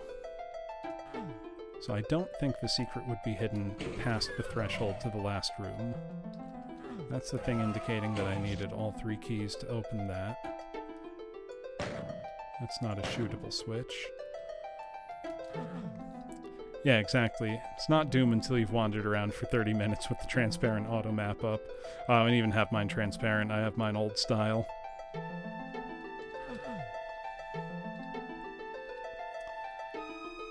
But let me see if I can find the window that lets me look at the secret, because that, in the other cases, held a hint as to where it was. So I'm looking for the red card key.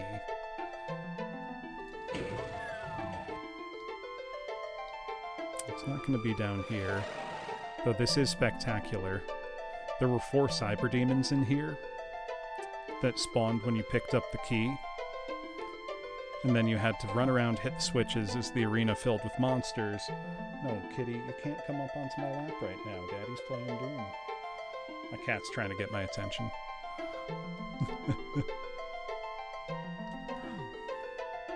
Yeah, but once you hit all the switches, it auto-fragged all the cyber demons. Very clever fight design.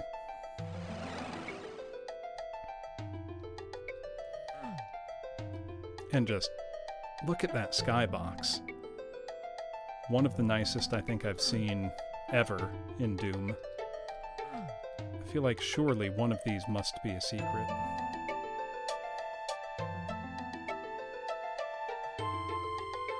But maybe not.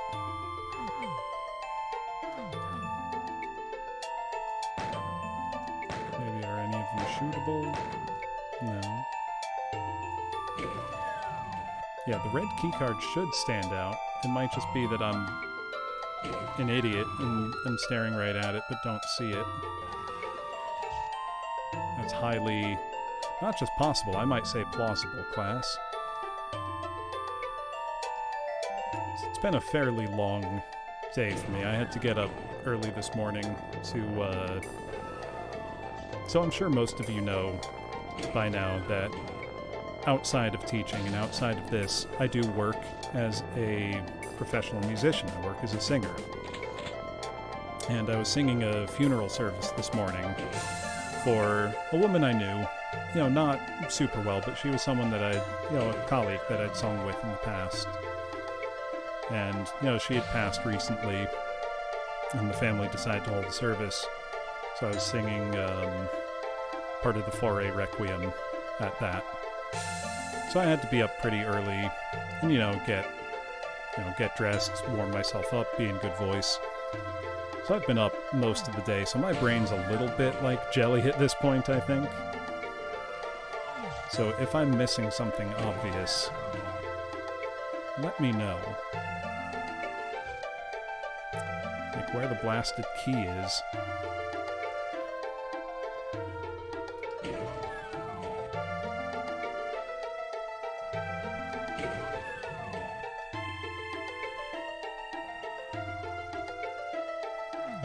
Let me go back to the very starting area and retrace my steps from there. Because this was where I got the window into the blue key, and I could see it was behind a bookshelf. That was easy to find. Then that was the thing behind the red key, or the yellow key. There was no real clue there, though, visually. then that's the room to the final arena. Actually, if you don't mind waiting... Ooh, what order are the keys in the last room? Let me check. I don't think it mattered... Okay, red is listed last. I don't think it mattered what direction you picked the keys up in during the level. Like, that was all pretty non-linear. Like, I could have gone for any of them first. Like, one key didn't block progress to the others. So this is like our central hub area. So the yellow key was right there. That was the blue key. So the red key must be in this direction. That's the only thing that would make sense to me. Did they get placed in an order? I can't really tell. It's the tricky thing. This was the secret wall hiding the blue key. Which I could see from there.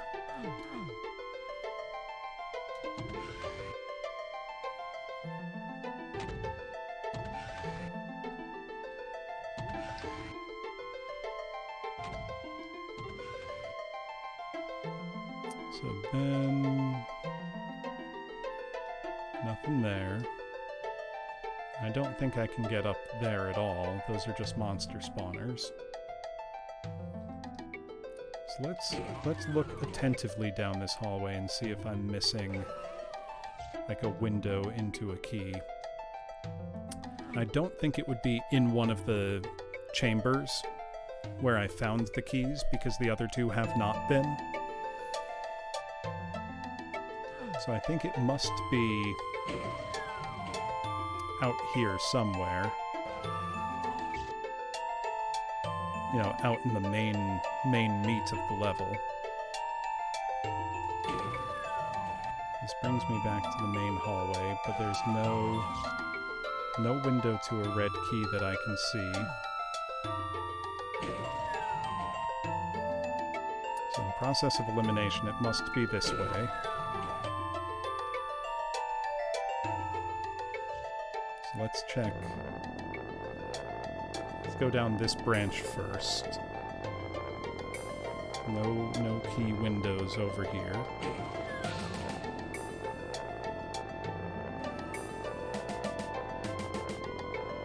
Don't see any windows to a key here. Tempted to turn mouse look on, because maybe it's above me somewhere, but then I have to reset my settings, and that's not great to do mid-game, because I don't want to try to manage that. This is what takes me down to the red key, like down here.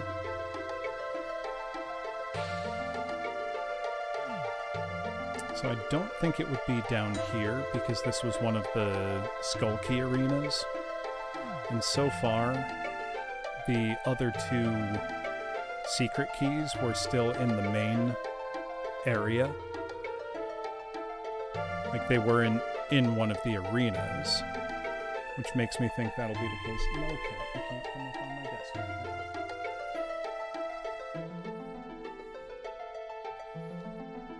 So I think it's probably going to stay consistent with not putting the secret keys anywhere but in the main hub area. No, cat, come on. No, come on. I'm going to kick you out of the room if you don't behave. I love my cat, but like all cats, he wants to seek attention at inopportune moments. Okay, yeah, so that was how I got there. Now what I'm looking for is something that gives me a glimpse into where the key may be. Just as the other two were visible, but with no indication of how to get to them. So I think I can rule out this room.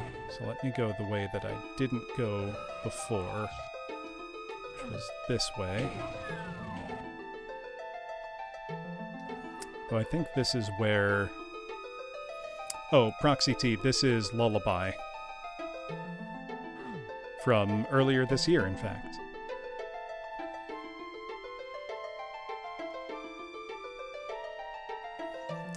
Cat wanting in and out.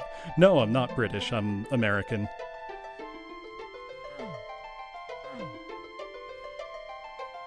Ooh, do... Oh yeah, I'm absolutely ready. Hit me with the backseating, super upsetty.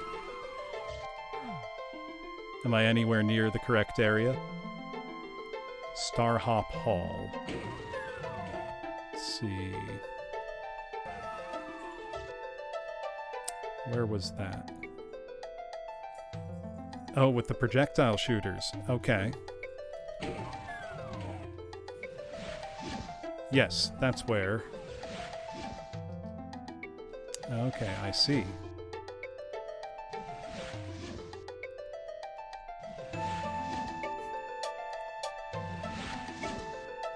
It sounds northern, like, the shoot button in the middle of the projectile shooters. Ah. These, maybe? Oh, I see it. Excellent. And then I think the entrance would be right here. Yes. Thank you very much, Super Upsetty. Northeastern U.S. I'm a New Englander. So not British, New English. Alright, but now that I have all of the secret keys in hand, I can go treat myself to a BFG and some invulnerability. But I think I may wait to pop the invulnerability until the fight starts heating up. But I'll try to grab the BFG right as we get going. I'll try this back to the main hall. Not that. It is, as pretty as this map is, it's a little easy to get lost because everything mostly has the same color scheming. But this is an extraordinarily well laid out map. Okay. Because I am not that proud, I'm going to go ahead and say, let's pick this up without picking up the invulnerability yet. And let's go. We're gonna... Got plenty of health pickups in the arena. Fairly friendly arena in terms of resources, if not in terms of maneuverability. And a lot of height differences to navigate. So let's save. Let's give it a go. We're gonna have some chain gunners spawning out of these pedestals. I want to take care of as quickly as I can. We don't want hit scanners ruining our fun. Whoop! Get out of their way. I'm trying to avoid having to pick up the invulnerability just yet. I want to wait till the archviles are out for that. Let's give everything a quick plasma bath. There's more cells I can pick up for the BFG later. Oh, there's a mega armor there. That's helpful. Ooh, 1 health. Look, the only hit point you need is the last one, right, class? Once I hear the archviles spawning in, I'm going to go pick up the invulnerability and get to it.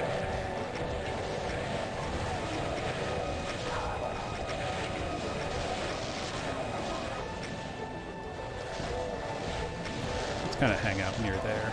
Let people in fight. Go. Try not to rocket myself via Pinky. He's got plenty of rockets, so I'm not going to be shy. Let's not eat that Revenant missile. Whoops, whoops, whoops. There we go. now we've got Archfinals in force, so now let's... Whoops! Oh, I was a little too slow. Let's try that again. I think this time I'll try to carve out some more of the interior of the arena.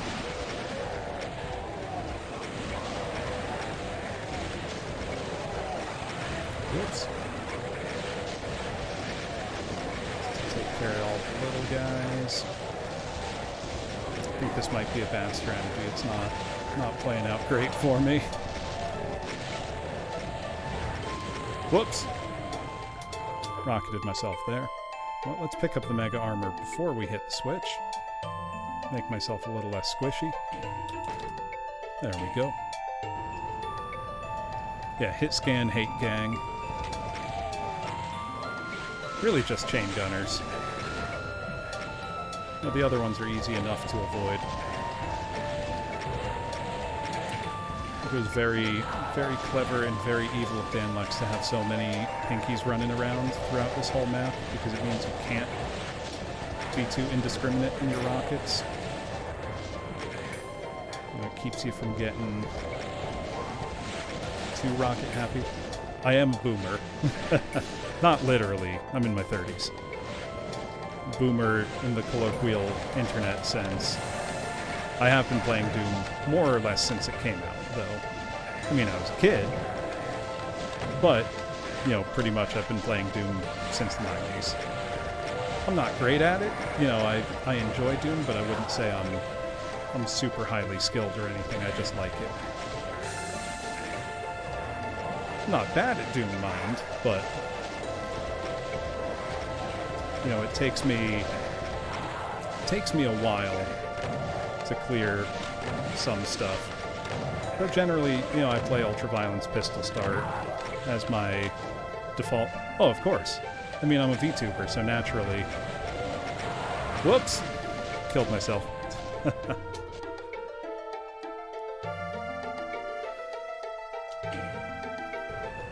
Yeah, Proxy T, besides Doom, the other streams I do are mainly music and reading streams.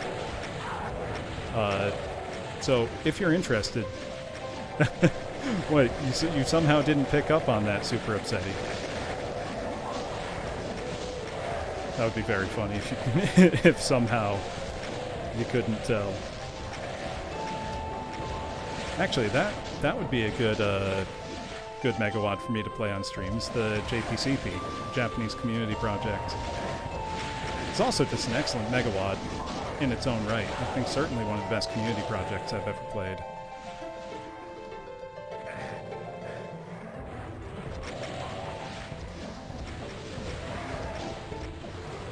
Yeah, Bread Bun Bun. JPCP is super impressive.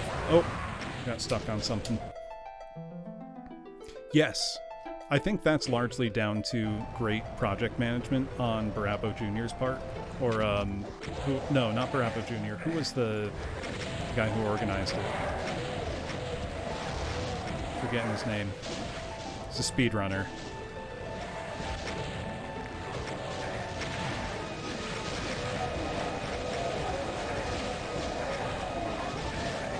Whoop, whoop, oh, that's gone poorly. Get out of there. There we go. Yeah, Tatsuru Kako Kako, that's his name. Also had very fun contributions in that one from Nanka Kurashiki, who mostly you think of for the very cute, you know, Doom art she does, but her maps were, I think, quite fun. Whoops.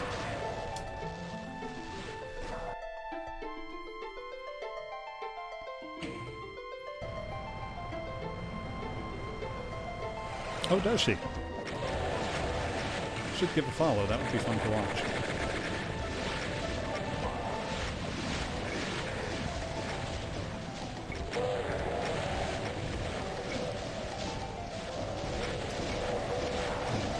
Okay, let's take care of the chain gunners. Revenant. Okay. Yeah, I think the most difficult megawatt I've played recently, to give you kind of an idea of where my general skill level is at, other than this, you know, pretty poor gameplay, is I recently completed Pipich's Bloodstain, blind UV pistol start run. And Bloodstain kicked my ass. I keep a death counter running while I'm playing, and if I'm doing, you know, a challenge, I will set, you know, like a Batsu game, penalty game goals. So, you know, my chat has been able to choose embarrassing karaoke songs for me to sing, or, you know, I would have to take a shot of hot sauce every, you know, X number of deaths. Bloodstain, I think I died probably 1,500 times over the course of that whole run. At least, you know, 200 of those were in map 25 with that horrendous bullshit ending room.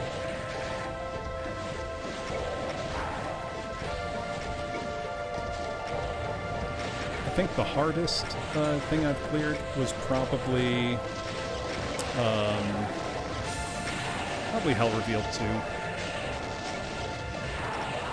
Which is hard, but not just... That's just a memorization, reflex, luck. You know, I can't say that I am fond of Hell Revealed 2's style of slaughter. Okay, let's get the Archfiles. Pop that invulnerability too soon.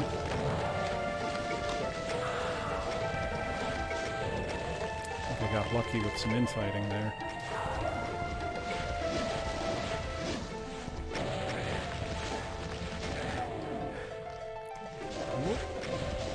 Got very lucky there.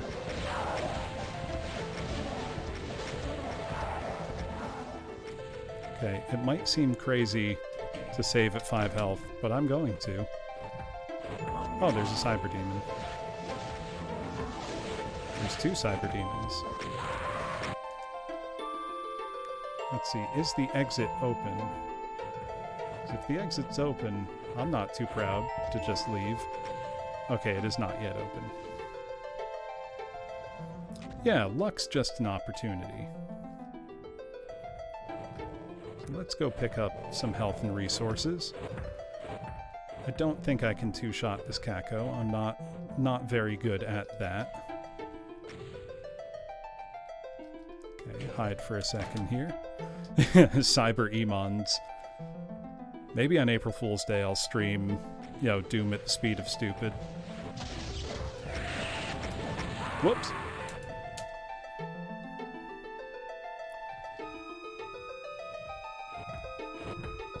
You know, I've never actually played Doom at the speed of stupid all the way through. I played a couple maps of it and then decided, boy, this lived up to its name, and then stopped.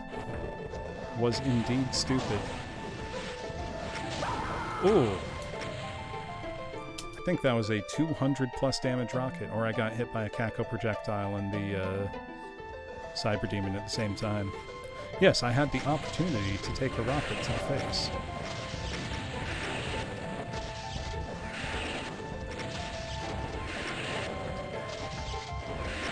Whoops! Is it 1 health before I realized what was going on? Ooh, that was bad luck. It's one I feel like where you could have that edit where, you know, you get the sepia tone screen effect and then the, you know, JoJo's Bizarre Adventure usage of Roundabout by Yes, you know.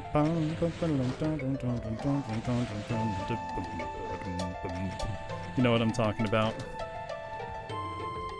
Like that meme.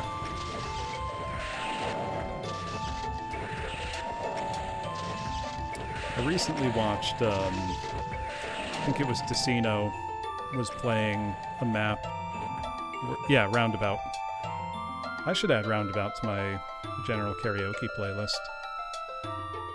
But Decino was playing a map that essentially required you to two-shot 15 Cyber Demons in a row. And I was like, man, I mean, that's one way to train that, but boy, I wouldn't want to do that. That sounds miserable. I'm not good enough to two-shot. cyber demons. I'm never brave enough. What a bad arena for fighting cyber demons, though. There we go.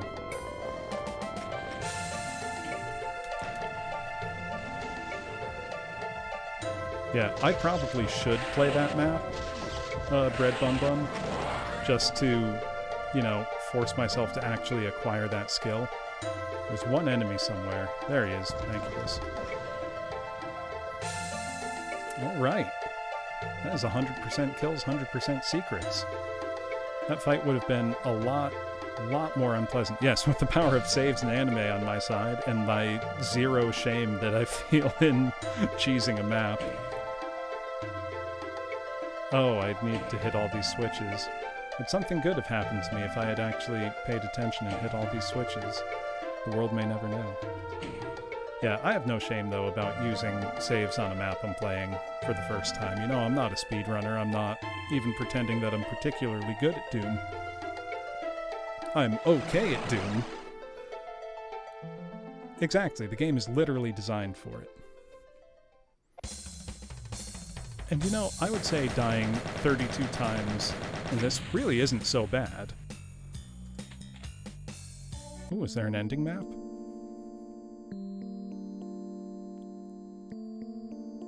Oh, that's cool. I've woken up from my dream.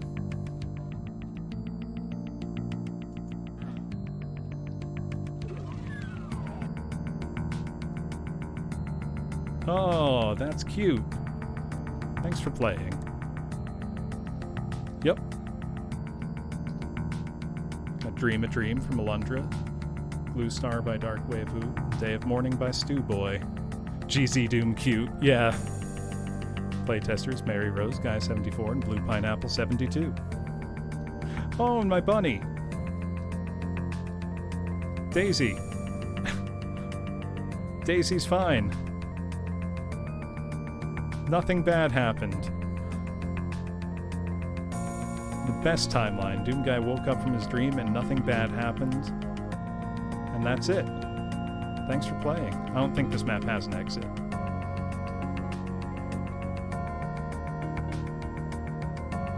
Well, that was extremely good. Extremely good.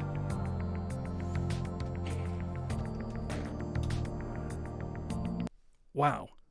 That is spectacular. And because I mentioned it earlier, I'm going to pull up the map Tartarus for a second. Just to show off another very visually impressive map. Complete tonal opposite to what we were just playing. You know, dark red, misty skies. Gore everywhere.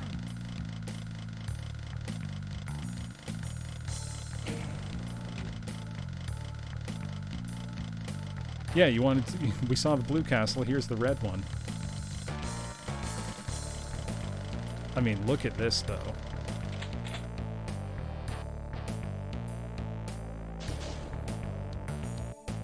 I do like, I think the best instance of vanilla Doom cute that I can think of is Moldy's Going Down.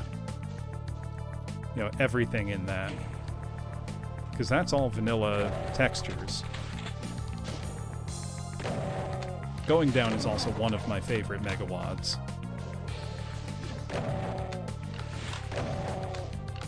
Yeah, this is like proper, you know, Doom. This is, you know, Doom that puts hair on your chest. Though from the little I've played of this, it's not super challenging. Whoops. I say as I as I fall to my death. Yeah, this is just like a 380 enemies, just a big, super cool map. Yeah, it's not super challenging. I think that might be the instant hubris. You know, like the second I said it is when I fell to my death.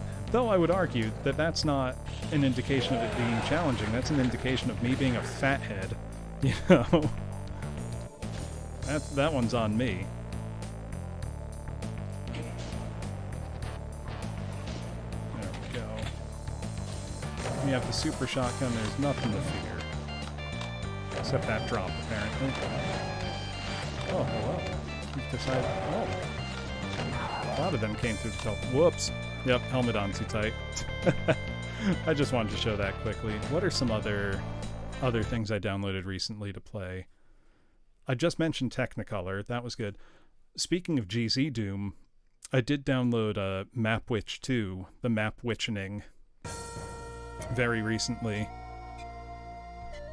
which I had not played, and you know, I was just going through recent CAC awards and thinking, you know, what could I give a try? And I don't usually love... Oh no! And Troist my shame.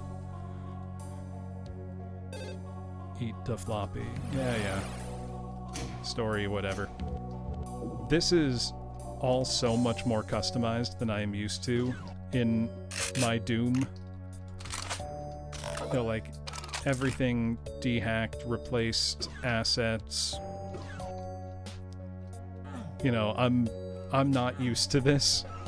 Not saying there's anything wrong with it or that it's bad, it's just not my usual style. Is that a shoot switch or no? This is all very impressive work. Just not, you know, what I'm used to in Doom. This is the kind of thing you can show off to somebody when you're like, hey, look at what I can do in Doom. And I mean, it is pretty cool. I won't deny that. Good evening, Audrey. I have just earlier completed Lullaby for the first time, and now I'm showing off a bit of Map Witch 2, which was a GZ Doom-based community project from, I think, last year. Now, this is not my usual style of Doom. I'm much more a, you know, vanilla and light enhancement type of Doom player, but something like this is fun every once in a while. You know, all kinds of custom graphics, animations, very impressive work.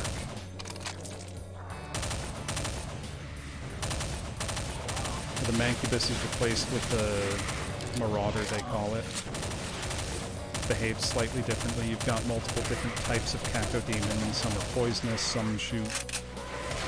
You know, everything's a little different. The shotgun animation is buttery smooth, though, which I greatly appreciate. Whoops. Yeah, total conversions aren't usually my style. There's plenty of great ones. And these all tell you, you know, at the start, the kind of compatibility level. Like, will you be jumping and crouching? No. You know, I don't play with mouse look on almost ever unless a game requires it. So I'm just not a fan. Nothing wrong with it. Just personal preference. But it can be fun from time to time. Oh, the quad shotgun revolver in The Adventures of Square. That I love. The Adventures of Square might be my favorite total conversion outside of, like, Chex Quest, and that's really just for nostalgia reasons.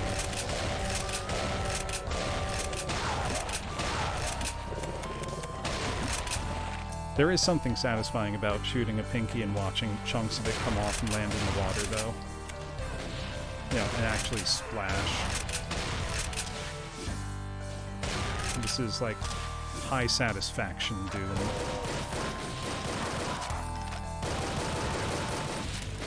Very different than, you know, your normal Doom experience. But it's fun to play something like this every now and again. You know, step out of your usual fare. Something a little more rock and roll.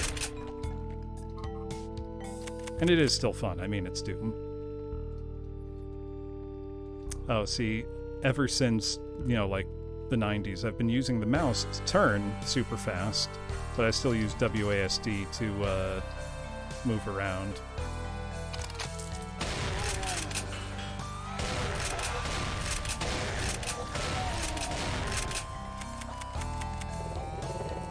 Let's see. What have we got down here? Anything? Well, let's look at some of the later levels in this. Let's see how crazy it can get. Well, this looks crazy.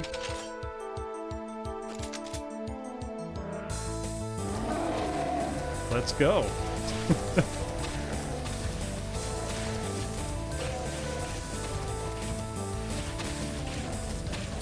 have to take care of the cacodemons first. Is this just going to be like... Oh, there's some revenants. Good lord. Well, that got intense quick. So I think you want to get to those revenants as quick as you can, huh?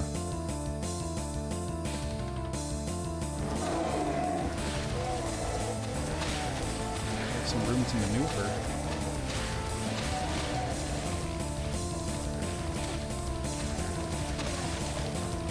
A fair bit of slaughter here.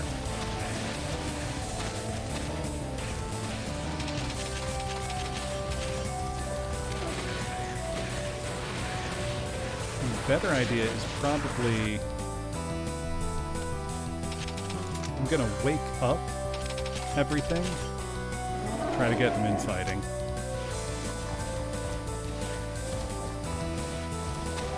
That might work better.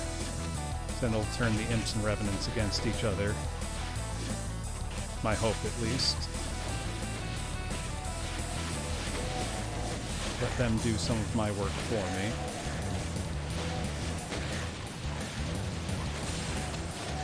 Nope. Actually not sure how I would approach that one. Let's check out. 20,000 monsters under the sea. Oh, there's only 4,000 in the map, though. Okay, so this looks like it gets pretty slaughter mappy by the end.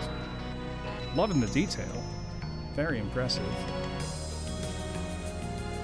Not necessarily my preferred gameplay style, but this looks pretty cool. You know, just visually.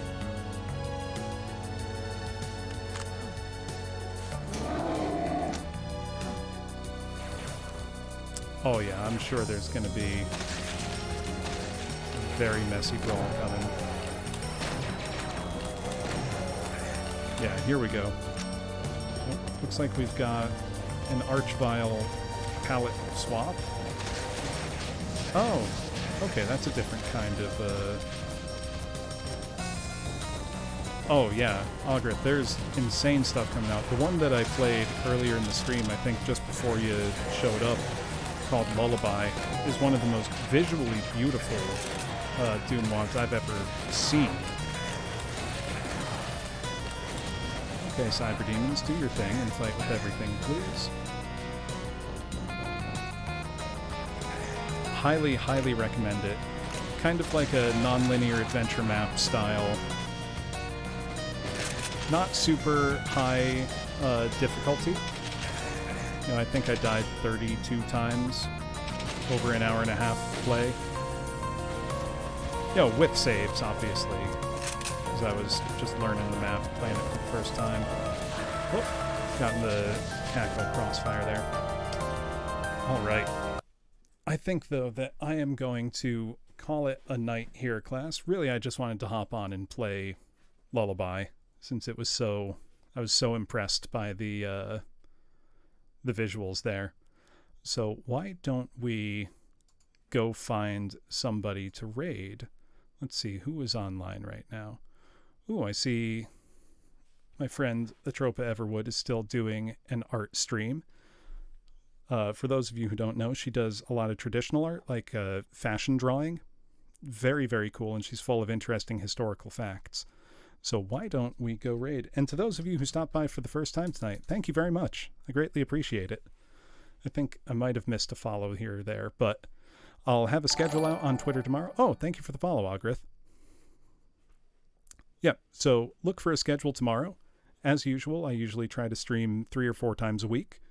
The at least one music, reading, and gaming stream each. Oh, and thank you, Ritsu Uber. Very much appreciated. So why don't we go raid Atropa, because she is still on. Oh, thank you, Deetsaw. Yeah, the vast majority of the games I play are Doom or Doom adjacent, though I have also been playing Cruelty Squad on stream, which has been extremely fun.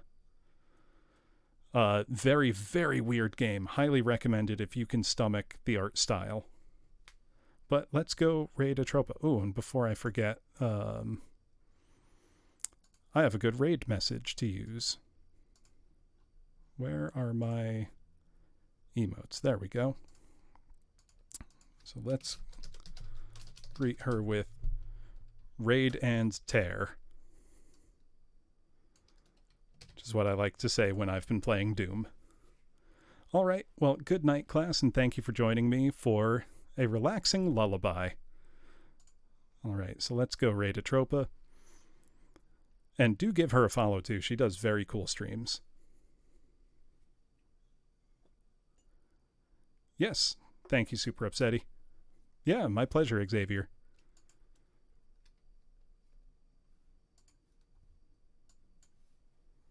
Oh no. Oh, actually. Oh.